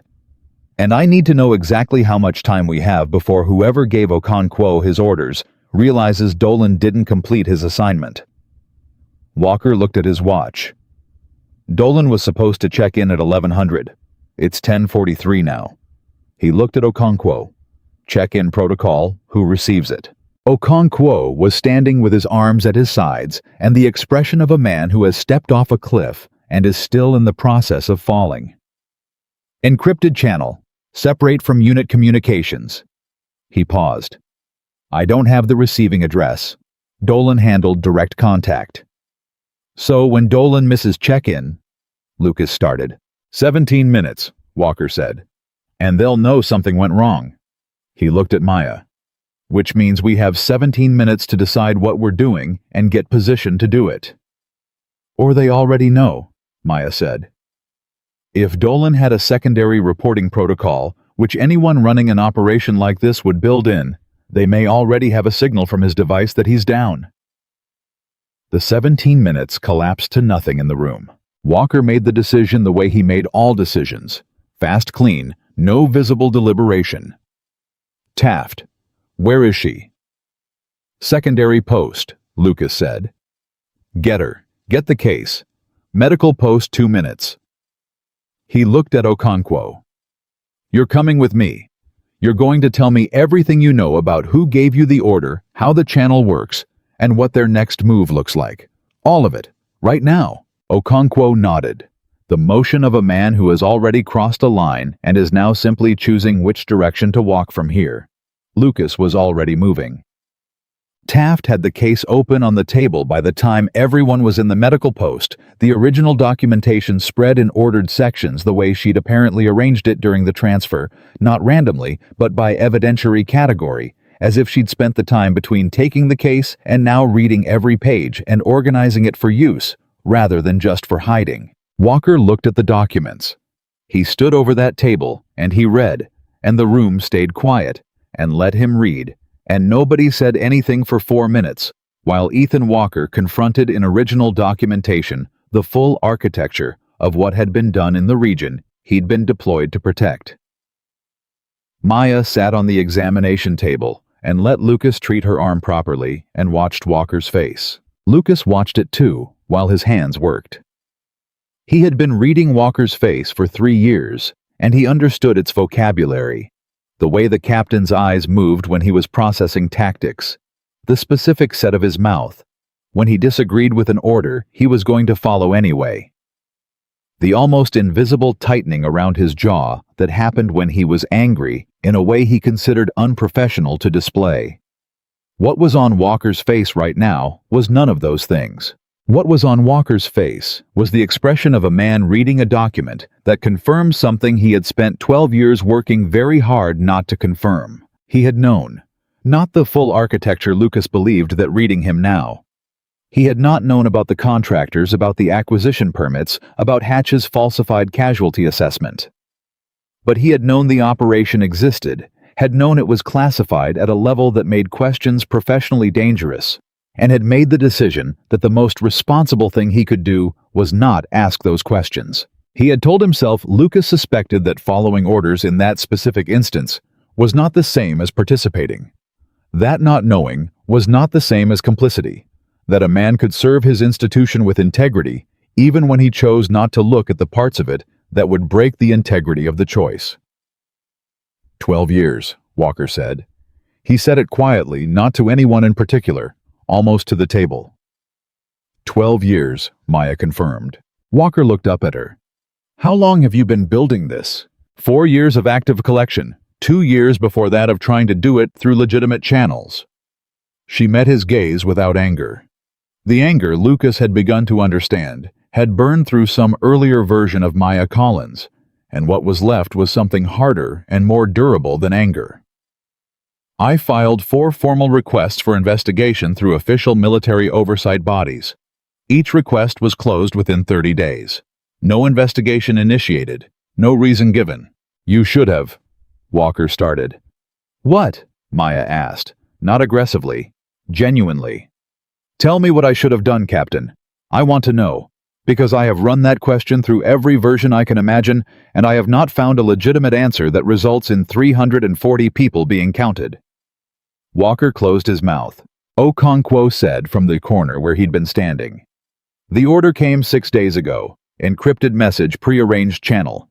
It said Collins had been identified as an active threat to operational security and that neutralization had been authorized at command level. Neutralization, Walker repeated. That's the word they used. Who is they? Okonkwo's face tightened. The message came through the same channel that delivered my original briefing orders for this deployment. I've been receiving operational updates through it since we arrived. It's been presented to me as a senior command oversight channel, a secondary reporting structure for complex operations. A secondary reporting structure that Walker didn't know about, Maya said. Okonkwo was quiet for a moment. Correct. Walker looked at Okonkwo with something that had too many components to be a single emotion. You've been reporting to a channel outside my command structure since we deployed. Yes. On my unit. Yes. The word landed the way a flat stone lands on still water. The initial strike, small, the ripple immediate and wide. "What have you reported?" Okonkwo went through it. Not defensively, not with justification, but with the flat precision of someone who has decided that the only remaining useful thing they can do is provide complete and accurate information. Daily unit movements, patrol routes, communication patterns, Maya's position within the unit, Lucas's growing interest in Maya's background, Taft's query about the redacted authorization. Everything that had seemed to the people receiving it like routine intelligence had been in practice a real-time tracking system for anyone who might get close to the Nazrin documentation. By the time Okonkwo finished, the room felt considerably smaller than it had before. "The channel address," Walker said. "Can you access it?" "I can send to it. I can't identify the receiving end." "Taft," Walker said. Taft looked up from the documentation. "If I have the channel frequency signature and the encryption protocol, I can run a reverse trace through the military communications infrastructure. It'll take time, I'm not sure we have, but—" "Do it," Walker said. "Okonkwo, give her everything." Then he turned to Maya. "The documentation is already in protected custody outside this chain of command." "Transmitted this morning," Lucas confirmed. "Dana Mercer. She's got it in legal protection by now. Which means the people who want to suppress it can't destroy it," Walker said. "But they can destroy the people who can testify to its authenticity." The room absorbed that. "Us," Taft said simply. "All of us," Walker confirmed. "Every person in this room is now a liability to whatever is sitting on the other end of Okonkwo's channel." He looked around at each of them. "Which means staying inside this unit structure is no longer safe. We are not operating under normal command conditions. We are 5 people in an active operation who have just become targets of the same system we're inside." "What about the rest of the unit?" Lucas asked. 8 of them are clean. 2 I'm not certain about, given what Okonkwo has told me." Walker's voice remained level. "I'm going to have to make judgments about personnel I've trusted for years based on incomplete information in the next 30 minutes. That is not a comfortable position." "Welcome to my last 4 years," Maya said. Walker looked at her. Something passed between them. Not warmth exactly, but a kind of mutual acknowledgement. 2 people recognizing across a significant divide that they had been navigating the same broken terrain from opposite directions. "I owe you an answer," Walker said. "You owe 340 people an answer," Maya said. "I'm just the one still here to receive it." Walker held her gaze. "I knew the operation existed. I was on the initial briefing list as regional command support. I was told it was a classified infrastructure clearance, no civilian presence. I was told it had been authorized at the highest level, and that my role was to provide logistical support and ask no questions." He paused. "I asked one question. I asked what happened to the people who lived there. My briefing officer told me there were no people." Another pause. "I chose to believe him." "Why?" Maya asked. "Just that. One word: quiet." "Because I had a career," Walker said, "and a family. And because the alternative was to believe that I was part of something that I would not have chosen to be part of if I'd been given the choice." He looked at the documentation on the table. "Which is not an excuse. Which does not balance against anything. But it is the truth of what I did, and you asked." Maya was quiet for a moment. When she spoke, her voice was even. "I appreciate that. Does it change anything?" "No," she said. "But it's still worth saying." Taft found the trace in 40 minutes, which was 30 minutes faster than she'd estimated, and when she brought it to Walker, her face had the particular pallor of someone who has been hoping to be wrong. She wasn't wrong. The channel Okonkwo had been reporting through traced back, not to a military oversight body, not to a senior command structure, not to any of the institutional addresses that a secondary reporting protocol should legitimately connect to. It traced to a private communications infrastructure registered to a defense contracting firm, the same firm whose property acquisition permits Maya had in her documentation. the same firm whose contractor liaison had employed Maya as a household administrative assistant for 18 months. The same firm that had held active extraction contracts in the Kandor North Corridor since 43 days before the village of Nazran stopped existing. They had not been running a military operation with contractor involvement. They had been running a contractor operation with military involvement. The distinction was the entire difference between an authorized classified mission and a criminal conspiracy conducted under military cover.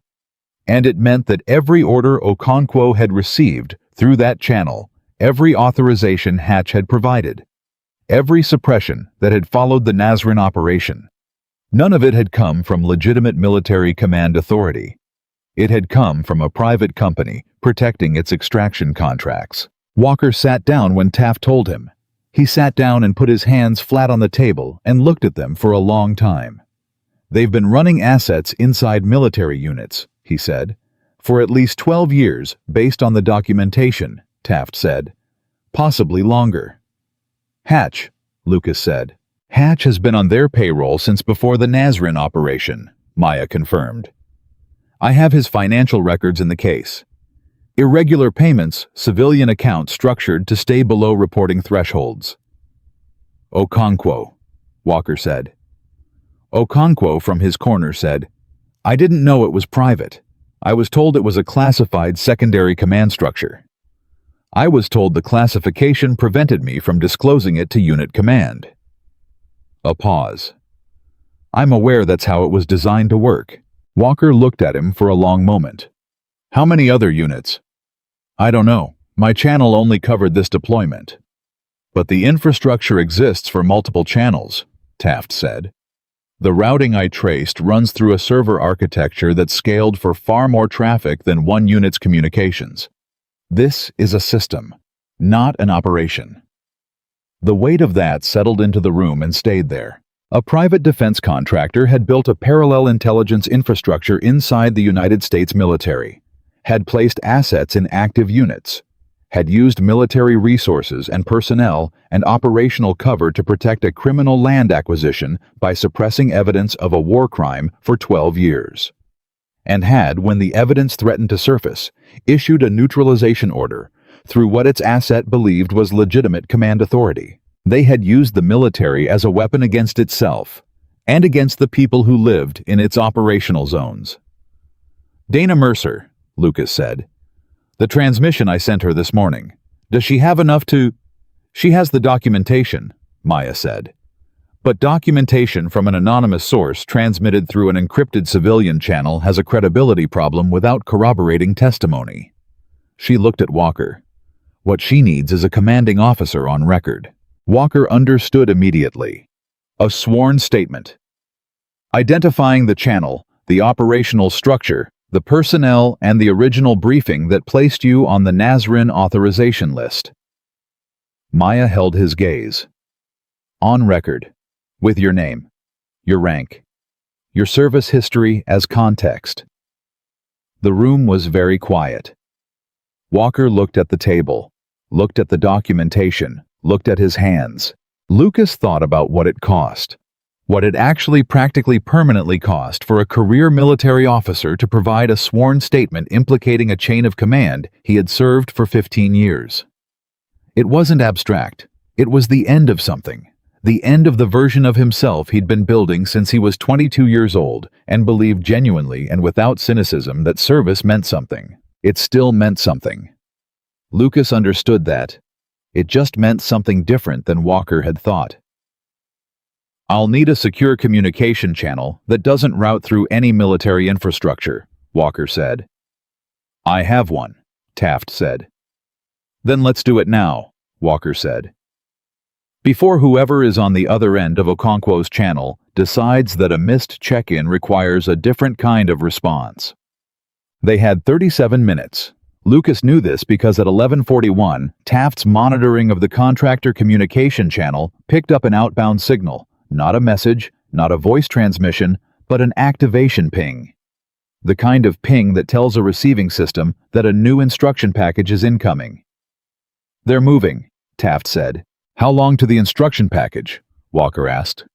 He was in the middle of dictating his statement, the words coming in the flat, precise register of someone translating lived experience into formal record, with the full understanding that every word is permanent.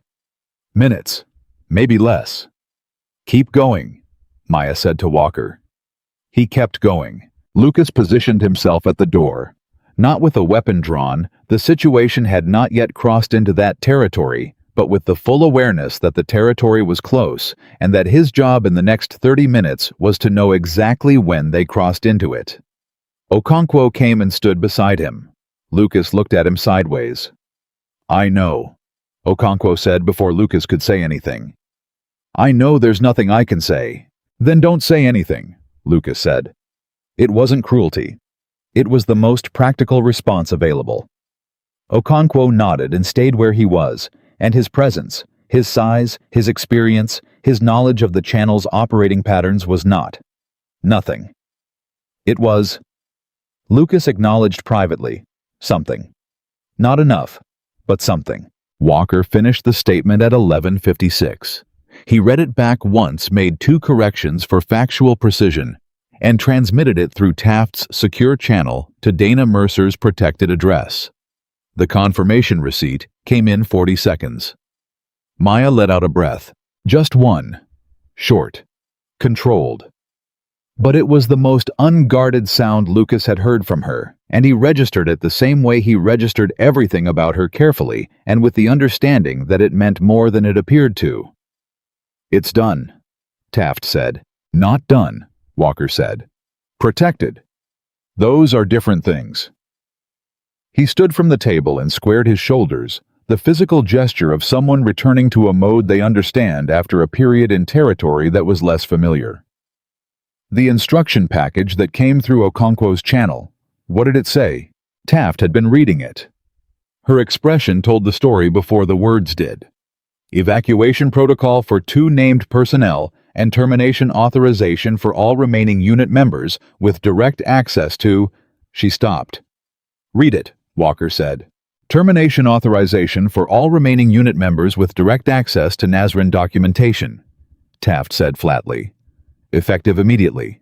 Implementation assigned to," she looked up, "external asset. ETA to compound 40 minutes from message timestamp. 40 minutes from a timestamp that was already 22 minutes old. 18 minutes. Walker turned to Lucas. "How many of our people can we trust completely? Taft, you, me." Lucas paused. "I don't know about the rest." "I know about the rest," Okonkwo said from the door. 7 of the remaining 8 are clean. I can tell you who the 8th is." Walker looked at him for a long beat. "Tell me."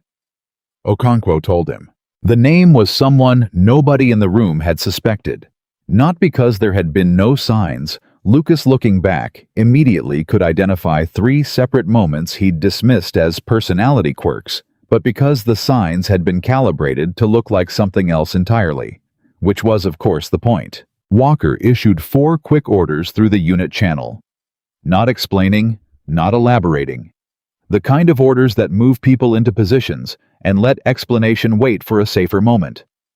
Experienced soldiers follow that kind of order. They did. "The external asset," Maya said. "Do we know what we're dealing with?" "The channel doesn't specify," Taft said. "It doesn't need to," Maya said. She was already moving toward her medical kit, but what she pulled from beneath it was not medical equipment. It was the custom rifle broken down and wrapped in cloth. "External assets authorized for termination orders in an active military compound are not sending a negotiator." Walker looked at the rifle. Then he looked at Maya. "You're in no condition. My left arm is through and packed," Maya said. "I shoot right-handed." She met his eyes. "I've been doing this for 4 years, Captain, with both less preparation and more to lose. Tell me what the compound entry points look like from your last security assessment, and let me work." Walker looked at her for 1 second. 2. Then he told her. She listened with the total absorptive focus of someone converting information directly into action. No note-taking. No repetition. Just a rapid internal mapping that Lucas had watched her apply to every situation since the moment he'd understood what she actually was. When Walker finished, she said, "North access is the primary vector. The eastern perimeter is compromised since this morning they'll know Dolan's position was exposed. South is too visible from the road. North gives them cover approach and the ability to take positions before breaching." "Agreed," Walker said immediately. "Then you need your people on south and east as visual deterrent only. Visible presence discourages secondary approach." She was reassembling the rifle as she spoke, her right hand doing the majority of the work, the left arm compensating in the modified way of someone who has adapted to a physical limitation so recently that the adaptation is still being invented in real time. "I'll cover north." "Alone," Walker said. "The person coming through that approach is a professional," Maya said. "If I put someone with me who isn't operating at that level, I am responsible for whatever happens to them." She looked at Walker steadily. "I'm already responsible for more than I can account for. I'm not adding to the list." Walker absorbed that, made the decision. "Lucas stays with you." Maya looked at Lucas. Lucas looked back at her. "I'm not asking your opinion," Walker said. "Reed stays with you, and he stays behind you, and he does exactly what you tell him to do. That's non-negotiable." Something shifted in Maya's expression. Not quite gratitude. Something more complicated than gratitude from someone who had been alone in what she was doing for so long that being told she wasn't alone landed in a place that was harder to defend than a northern entry point. "Fine," she said. They were in position for 6 minutes before the external asset arrived, and in those 6 minutes, Lucas Reed experienced the specific crystalline quality of time that only exists in moments of absolute stakes every second, distinct and complete in itself. The world reduced to immediate physical reality and the sound of his own breathing. Maya was positioned 8 feet to his right in a gap in the wall structure that gave her sightline to the northern approach without exposing her to it. He couldn't see her face from where he was. He could hear her breathing, slow, steady, the respiratory rate of someone who has trained their body to refuse the biochemical panic response, even when every instinct is producing it at full volume. He thought about his daughter. He didn't think about her the way you think about something you're afraid of losing. He thought about her the way you think about something that gives you the information about who you are, the fixed point that tells you which direction you're facing. He thought she is going to know about this. Not the tactical details, but the shape of it, what I chose, and why. And he wanted the shape to be something she could understand, and something he could explain in a way that didn't require him to qualify every third sentence. The external asset came in from the north, which was what Maya had predicted, and they came quietly, which was what training produced, and they came at a pace that was slightly too confident, which was the thing that killed them. The slight excess of certainty that comes from being very good at what you do, and slightly too accustomed to the targets not knowing you're coming. Maya knew they were coming. She'd known for 4 years how to be the person who sees what other people don't see. It was the only skill that mattered in the long game she'd been playing, and it did not fail her in the last minutes of the last move of the longest game she had ever run. One shot from the right-handed shooter with the through-and-through left arm and the custom rifle, and 4 years of loss compressed into the patience of someone who had learned to wait for the one moment that was actually right, instead of taking the 20 moments that were almost right. One shot. The external asset went down, and the compound went completely still. Lucas stayed where he was for 15 full seconds, counting them the way you count things that need to be real before you act on them. And then he moved to Maya's position and found her still in the gap in the wall. The rifle lowered her right hand steady, and her left arm shaking with the effort it had cost her to stay controlled through the preceding minutes. "Okay," he said. She didn't answer immediately. He waited. "That's the last one," she said finally. Her voice was very quiet. "The last target on the list, the last name," she said, "from the beginning. Every person in the chain. The man who gave the order. The people who executed it. The people who covered it. The asset they sent to bury it." She looked at the ground in front of her for a moment. "It's done," Lucas looked at her profile in the thin afternoon light, the set jaw, the exhausted eyes, the posture of someone who has completed something enormous, and discovered that completion does not feel the way they spent years imagining it would feel. Because it never does. That was the thing nobody told you about the ends of long things. That arrival doesn't feel like arrival. It feels like stopping. And stopping when you've been moving for 4 years toward a fixed point feels less like relief and more like the sudden terrible awareness of everything the motion had been keeping you from noticing. "Maya," Lucas said. She looked at him. "It was the documentation," he said. "Not the shots. That's what does it. The documentation, Walker's statement, Dana's contacts. That's what makes the 340 people count. You know that." She looked at him for a long moment.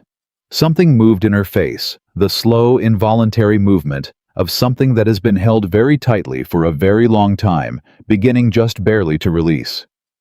"I know," she said. "Then let me take care of your arm," he said, "and let Walker deal with the next hour." She let him. And Walker dealt with the next hour, the calls, the reporting, the beginning of what would become a very long and very complicated institutional reckoning. All of it initiated from a compound in the Kandor Valley by a captain who had chosen at the last possible moment the harder version of what his service had always required. And in the medical post, while Lucas repacked Maya's arm with proper supplies, and the compound outside slowly filled with the sound of people beginning to understand what had happened. She sat on the examination table and for the first time in 4 years did not appear to be calculating an exit. She appeared to be very quietly and with a kind of rusty unfamiliarity simply present. Here, alive, with the documentation in protected custody and the testimony on record and the long game finally irrevocably done.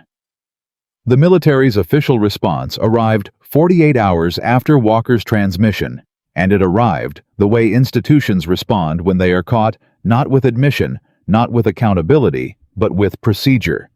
A procedure so thick and so layered that anyone watching from outside might mistake it for action. 3 investigators flew in from a regional command office. They were professional and courteous and asked their questions in the careful language of people who understand that every word they say is also a word that can be used against them later. They interviewed Walker first, then Taft, then Lucas, then Okonkwo, in that order, which told Lucas something about how they had assessed the hierarchy of the situation, and also something about what they had been told before they arrived. They did not interview Maya.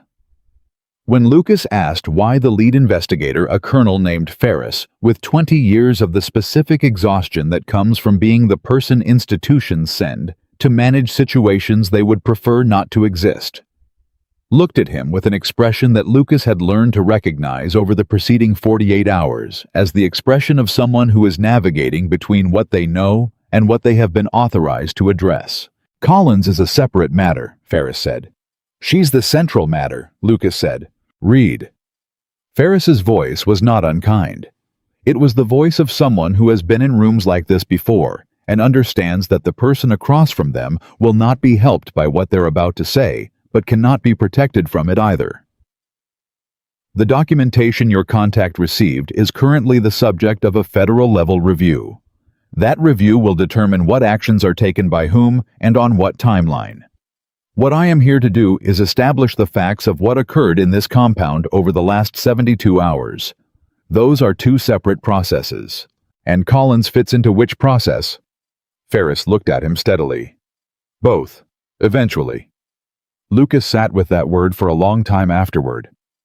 Eventually was doing a significant amount of work in that sentence. Eventually was the word institutions used when they meant not now, and not in a way you will control, and not with an outcome we are currently prepared to specify. He went to find Maya that night. She was in the eastern section of the compound, which had been cleared and secured after the incident with Dolan, and she was sitting against the wall doing something Lucas hadn't seen her do in any of the time he'd known her. Nothing. Not checking equipment. Not calculating. Not watching. Just sitting with her injured arm resting across her knee, and her eyes on the middle distance, and no visible agenda operating behind her face. He sat down beside her. "Ferris didn't ask for you," he said. "I know. Does that worry you?" "Everything about the next several months worries me," she said. "The specific thing you're asking about, whether the investigators are building a case against me or building a case that includes me as a resource, yes, that worries me, but it's not the thing that worries me most." Lucas waited. "The documentation is in 3 separate protected repositories now," Maya said.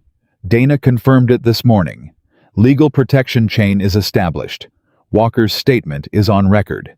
Taft's technical trace on the contractor channel is documented and corroborated." She was quiet for a moment. "The thing that worries me is that none of that automatically translates into the 340 people in Nazarene being named, being counted, being on any official record that a person can find." Lucas understood. "The documentation exposes the cover-up. The cover-up, once exposed, doesn't automatically rewrite the official record. Someone has to do that," Maya said. "Separately, deliberately, with the specific intent of restoring what was erased." She looked at her hands. "That is not the kind of thing that happens in federal reviews. Federal reviews produce accountability for living people in existing systems. They don't go back and name the dead." "Then we make that happen separately," Lucas said. Maya looked at him sideways. "Dana," he said. "She doesn't just publish investigations. She publishes names. She published the names of 43 people in her last piece civilians in a classified drone incident in 2019. She got them on record, publicly, permanently." He met Maya's eyes. "Give her the census records you have from Nazarene, the names you documented. She'll publish them." Something moved in Maya's face that was slow and complicated and arrived at an expression Lucas had never seen there before. It wasn't relief. It wasn't joy. It was the expression of someone who has been carrying a purpose for so long that they stopped being able to imagine what they would feel when the purpose was fulfilled, and who is discovering only now that what they feel is grief clean and specific and deserved. "I have 312 names," she said. Her voice was very steady. "The remaining 28 I have by description, family units, age ranges, occupations." She paused. "My husband was a teacher. His name was Rahim. My brother's name was Yusuf. He was going to be an engineer." It was the first time she had said their names out loud in Lucas's presence. He didn't say anything. There wasn't anything to say that would not have been a reduction of what those names meant in the silence she'd just placed them in. After a moment, he said, "Give me the list. I'll get it to Dana tonight." Maya looked at him for a long time. Then she reached into her jacket and removed a folded piece of paper, not from the sealed case, not from the documentation files, but from an interior pocket close to her body. A piece of paper that had been there long enough to be worn at the folds. That had been carried the way people carry things they cannot put down. She held it out to him. He took it carefully. "Rahim Collins," she said. "He took my name when we married. Where I grew up, it was the woman's family name that carried forward. He wanted that." The steadiness in her voice cost something. Lucas could hear the cost. "Make sure his name is Rahim Collins, not just Rahim." "Rahim Collins," Lucas said. "I have it." She nodded once, and Lucas Reed, who had spent his entire career learning to move fast and respond and adapt, sat still beside Maya Collins in the quiet of the eastern compound and let the moment be what it was: enormous and irreversible and human in the specific way that only the most necessary things are human. Walker found Lucas the following morning with an expression that Lucas had learned over the preceding 72 hours meant the captain was about to say something he had thought about for a long time and had arrived at carefully. "Ferris briefed me last night," Walker said. "And the federal review is going forward. The contractor communications infrastructure is the primary subject. Once that's established as a criminal enterprise operating inside military channels, everything downstream of it falls under the same investigation." He paused. "That includes the Nazarene Operation Authorization. which means it includes the official record. Lucas went still. They're going to revise the official record. The investigation will produce findings. The findings will require the original incident documentation to be corrected. Walker said it carefully, in the measured way he said things when he was being precise rather than optimistic. It's not fast. It's not guaranteed to produce every correction that's warranted. But the mechanism is there. How long? Ferris wouldn't specify.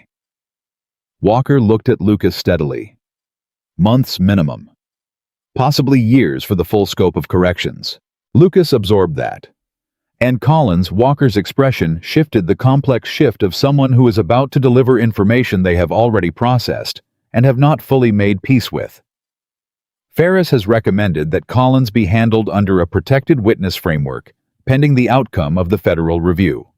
That means she's not prosecuted while the review is active, and her testimony and documentation are given formal protected status. Not prosecuted while the review is active, Lucas said slowly. What happens after the review? That depends on findings. Walker met his eyes. I'm not going to tell you it's a clean outcome, Lucas. What she did, the people she killed, that doesn't disappear inside a protected witness framework. It's held in suspension. Whether it stays there or moves depends on how the review resolves and what decisions get made by people above both of us. Lucas was quiet for a moment. Does she know? Ferris spoke with her this morning. How did she? She asked one question, Walker said. She asked whether the 340 people of Nazarene would be named in the review findings. Ferris told her yes, that the formal identification of civilian casualties in a covered operation was a required component of the review process. Walker paused. She said okay, and she didn't ask any more questions about herself. Lucas thought about that. He thought about a woman who had spent 4 years in motion, always calculating, always moving, always preparing the next position, sitting down at last, not because the outcome was perfect, but because the one thing she had needed to be true was going to be true. That 340 people were going to be named, were going to be counted, were going to exist officially and permanently in the record of what had happened to them. Raheem Collins, Yusuf, 310 others, named. She's okay, Lucas asked. She's Maya Collins, Walker said, which was not the same as yes, but was, Lucas understood, the most accurate answer available. The formal protected witness arrangement was signed 2 days later in a meeting room in the temporary command facility that the military had established following the compound incident. 3 people were present from the institutional side. Ferris, a legal officer, and a representative from a federal oversight body, whose title was long enough that Lucas immediately forgot it. From the other side, Maya and Walker as her designated military liaison, a role he had requested and been granted without explanation beyond the request itself. Lucas wasn't in the room. He waited outside, and he spent the 45 minutes of the meeting doing what he always did when something important was happening that he couldn't control. He walked. Back and forth across the length of the corridor, not fast, not with purpose. Just the physical motion of someone who needs to be moving in order to think clearly. Taft found him on the 18th pass. You're going to wear a path, she said. The meeting. Still going. She fell into step beside him, which turned his pacing into something that looked from the outside like a more dignified activity. I got the trace analysis back this morning. Full scope of the contractor communication infrastructure. How many units? Taft was quiet for a beat. 7. Across 4 active deployment regions. She said it in the flat, careful voice she used when information was too large for inflection. The Kandor Valley unit wasn't an isolated operation. This was a system, built over years. Assets placed in multiple chains of command reporting through channels that were designed to look like classified command oversight. Lucas stopped walking. 7 units. 7 that I can trace with the access I have. Could be more. She met his eyes. This doesn't end with the Nazarene review, Lucas. This is a structural problem inside the military's command communication infrastructure. It's going to take years to audit, and it's going to produce findings that a lot of people in very senior positions are not going to want produced. But it's going in front of the federal review. Everything I found goes in front of the review, Taft confirmed. Ferris knows. I gave him the full analysis last night. He didn't look surprised, which was itself interesting. Meaning he already knew. Meaning he already suspected and was looking for documentation to confirm what he suspected. She paused. People inside these institutions know more than their position to act on until the documentation exists to force the action. Ferris is one of those people. He came out here because someone told him this was the deployment where the documentation was finally going to exist. Lucas looked at her. Someone told him. Someone reached out to him 6 weeks ago through a back channel, Taft said. Before we deployed, before Dolan, before any of it. She held his gaze. Want to guess who? Lucas didn't have to guess. She contacted Ferris before she ever set foot in this unit, he said. 6 weeks before deployment, anonymous.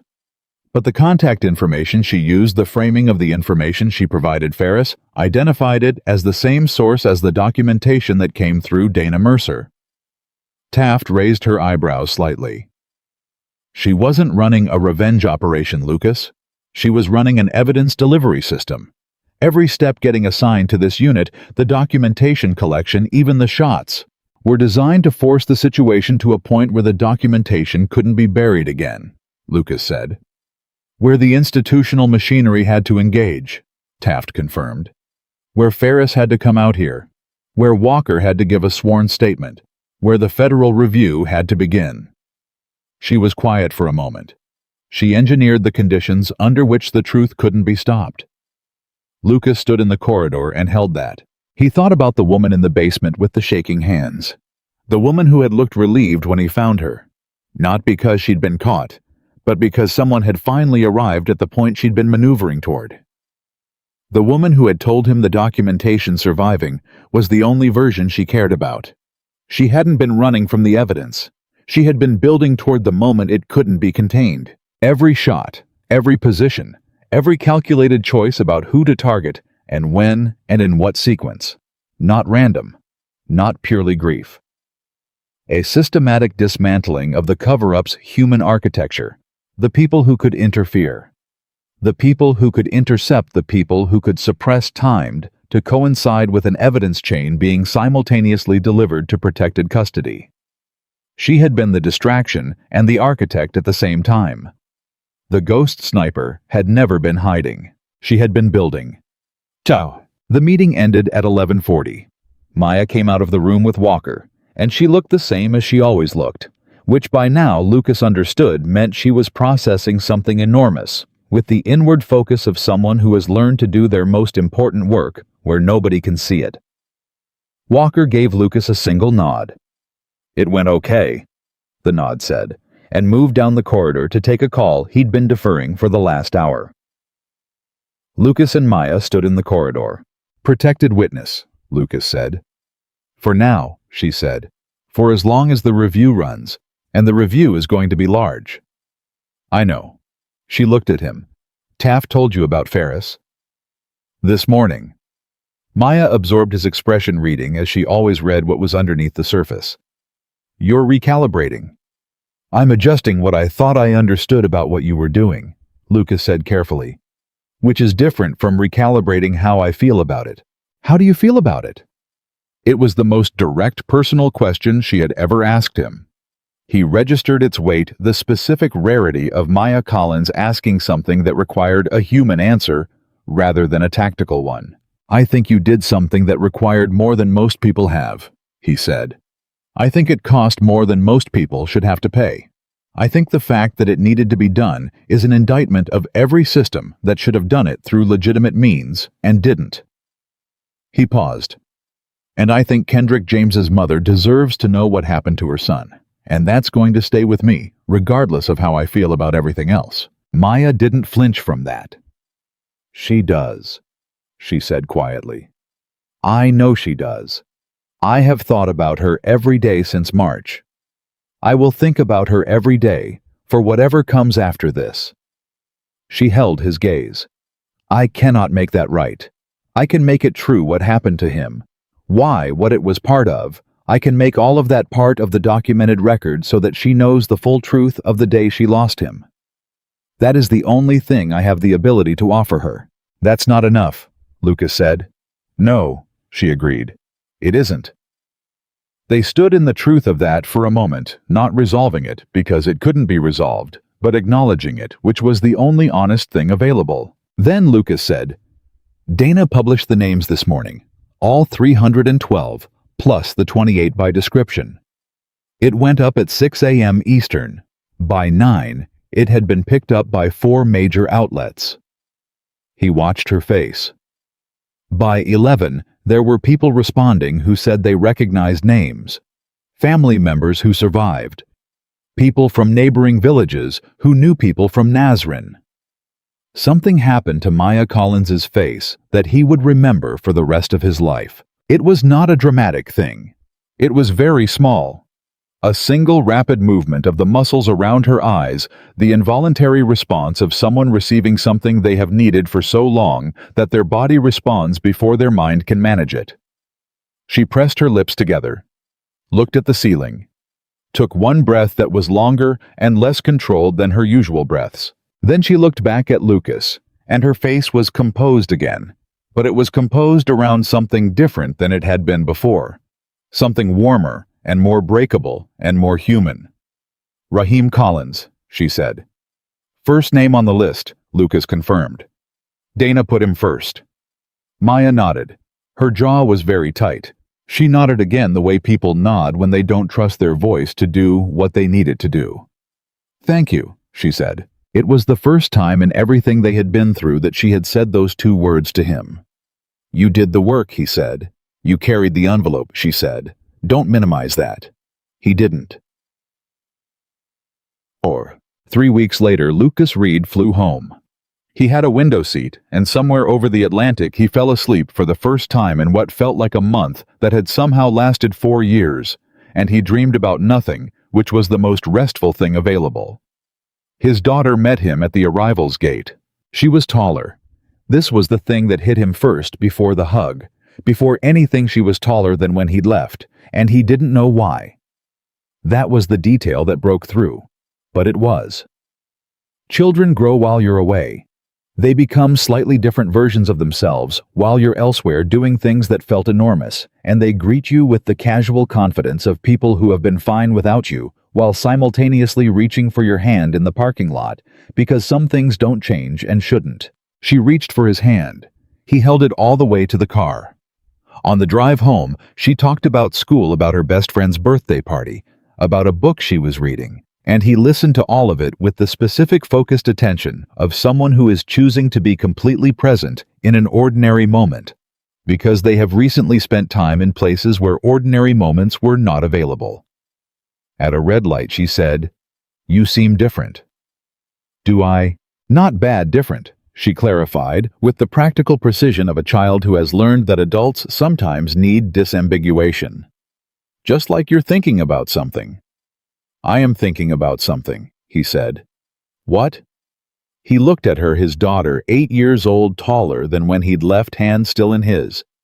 He thought about what to say and how to say it, and how much truth was the right amount of truth for an 8-year-old in a car on a Tuesday afternoon.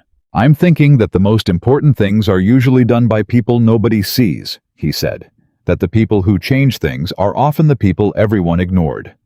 She considered this with the gravity she applied to things she was deciding whether to file as important.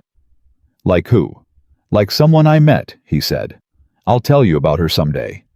"Is she okay?"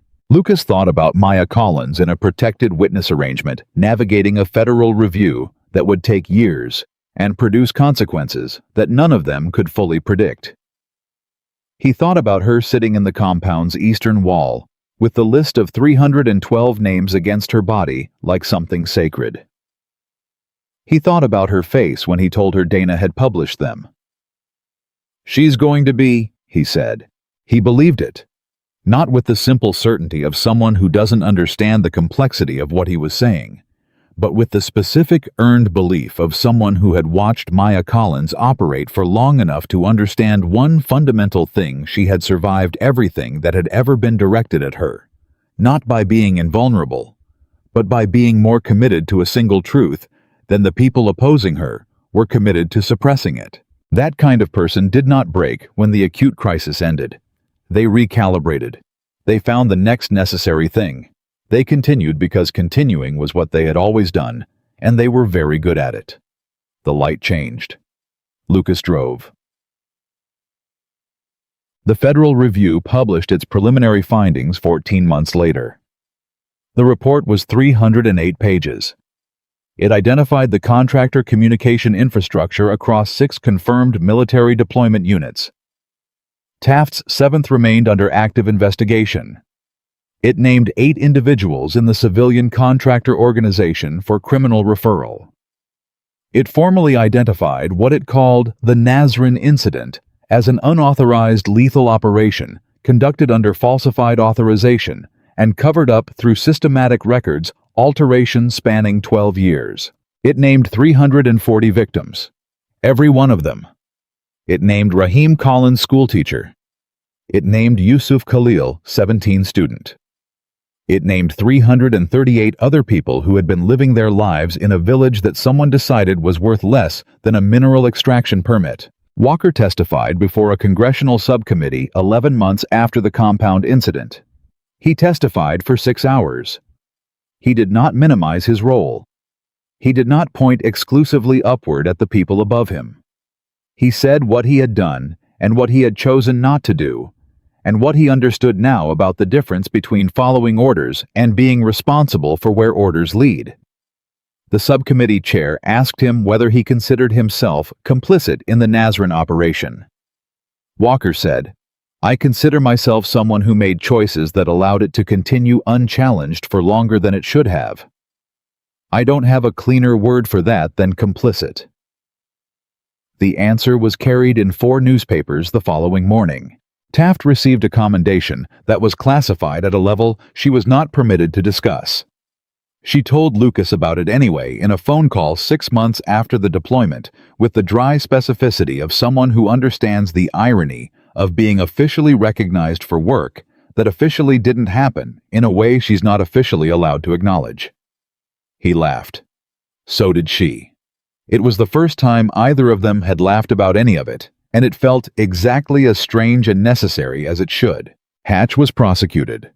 Okonkwo cooperated fully, and his case was handled separately from Hatch's not acquitted, not exonerated, but placed in a category of accountability that attempted to reflect the difference between a man who was deceived into serving a criminal enterprise and a man who built his career on it.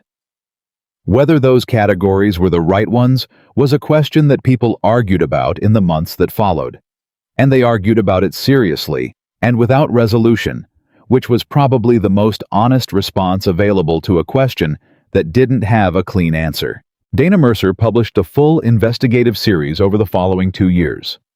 The first piece ran with the 340 names at its center and did not move them to a sidebar or a supplementary document. They were the piece. Everything else, the contractors, the channel, the cover-up, was the explanation of why those names needed to be published. She won awards for it. She accepted them in the name of her source, who was identified only as a former resident of Nazrin.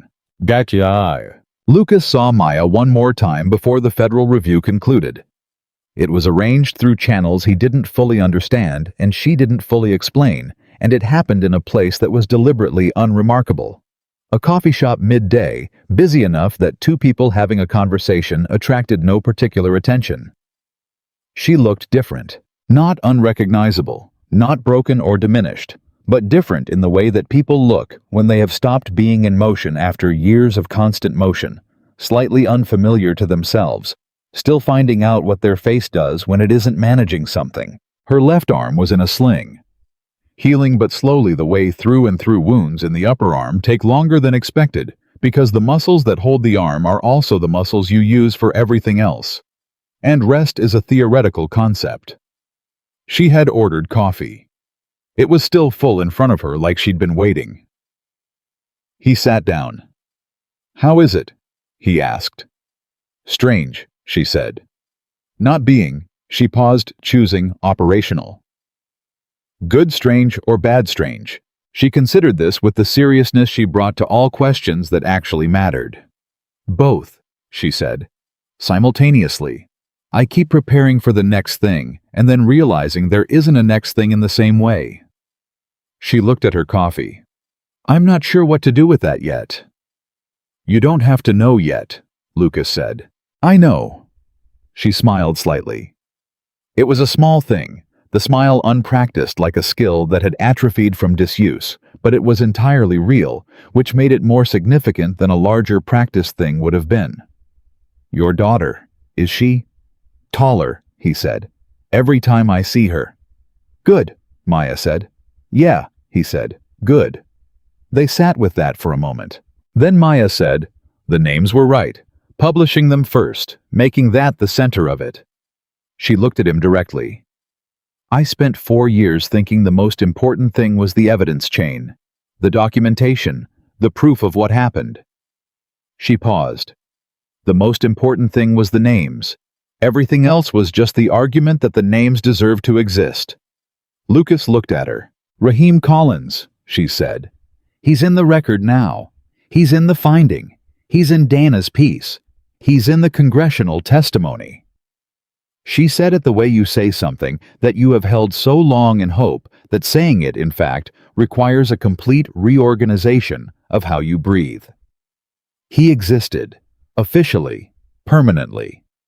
He was a school teacher, and he took his wife's name, because that was the tradition where she grew up, and he loved her, and he is in the record. Lucas didn't say anything. "That's what I needed," she said. "That's all I ever needed. Everything else?" She stopped. Everything else was the cost of getting to that. They sat in the busy, unremarkable coffee shop in the middle of an ordinary day. Two people who had been through something that most people would never know about, and the silence between them was the kind that exists between people who have been through something together and don't need to perform the fact of it. After a while, Maya picked up her coffee. She drank it. She set it down and looked at Lucas with an expression that was for the first time in his experience of her entirely unguarded, not because she'd dropped her guard, but because she had at some point in the preceding months stopped needing it in the same way. "What are you going to do?" she asked. "After." "My daughter wants a dog," he said. Maya raised her eyebrows slightly. "I told her we'd talk about it," he said, "which means yes." "That's good," Maya said. "Yeah," he said. "It is." He left her there with her coffee in the midday, busy, unremarkable place, and he walked out into the ordinary afternoon, and he thought about what she'd said. About how everything else had been the cost of getting to the names. About how the most important thing was never the documentation or the strategy or the years of planning, but the simple, irreducible human fact underneath all of it, that people who existed deserved to be in the record. That being erased was the final cruelty, and being named was the final justice, and that one person had decided at enormous cost in ways that could not be fully justified and could not be fully condemned that 340 people were worth whatever it took to make them count. The ghost sniper was never a ghost.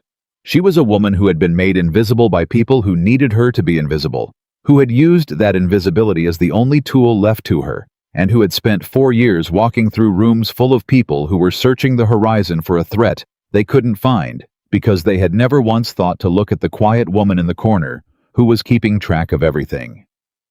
They searched miles of land. They deployed drones and satellites and the full weight of institutional machinery. They looked everywhere except the one place the answer had always been. And in the end, what undid 12 years of carefully maintained silence was not superior firepower, or better intelligence, or the inevitable weight of institutional justice finding its way to the truth. It was a woman who refused to let the people she loved be erased, who carried their names against her body for 4 years, who handed them to a man she had just decided to trust, and who in a coffee shop on an ordinary afternoon drank her coffee and was still here. That was what survived. The names survived, and so did she.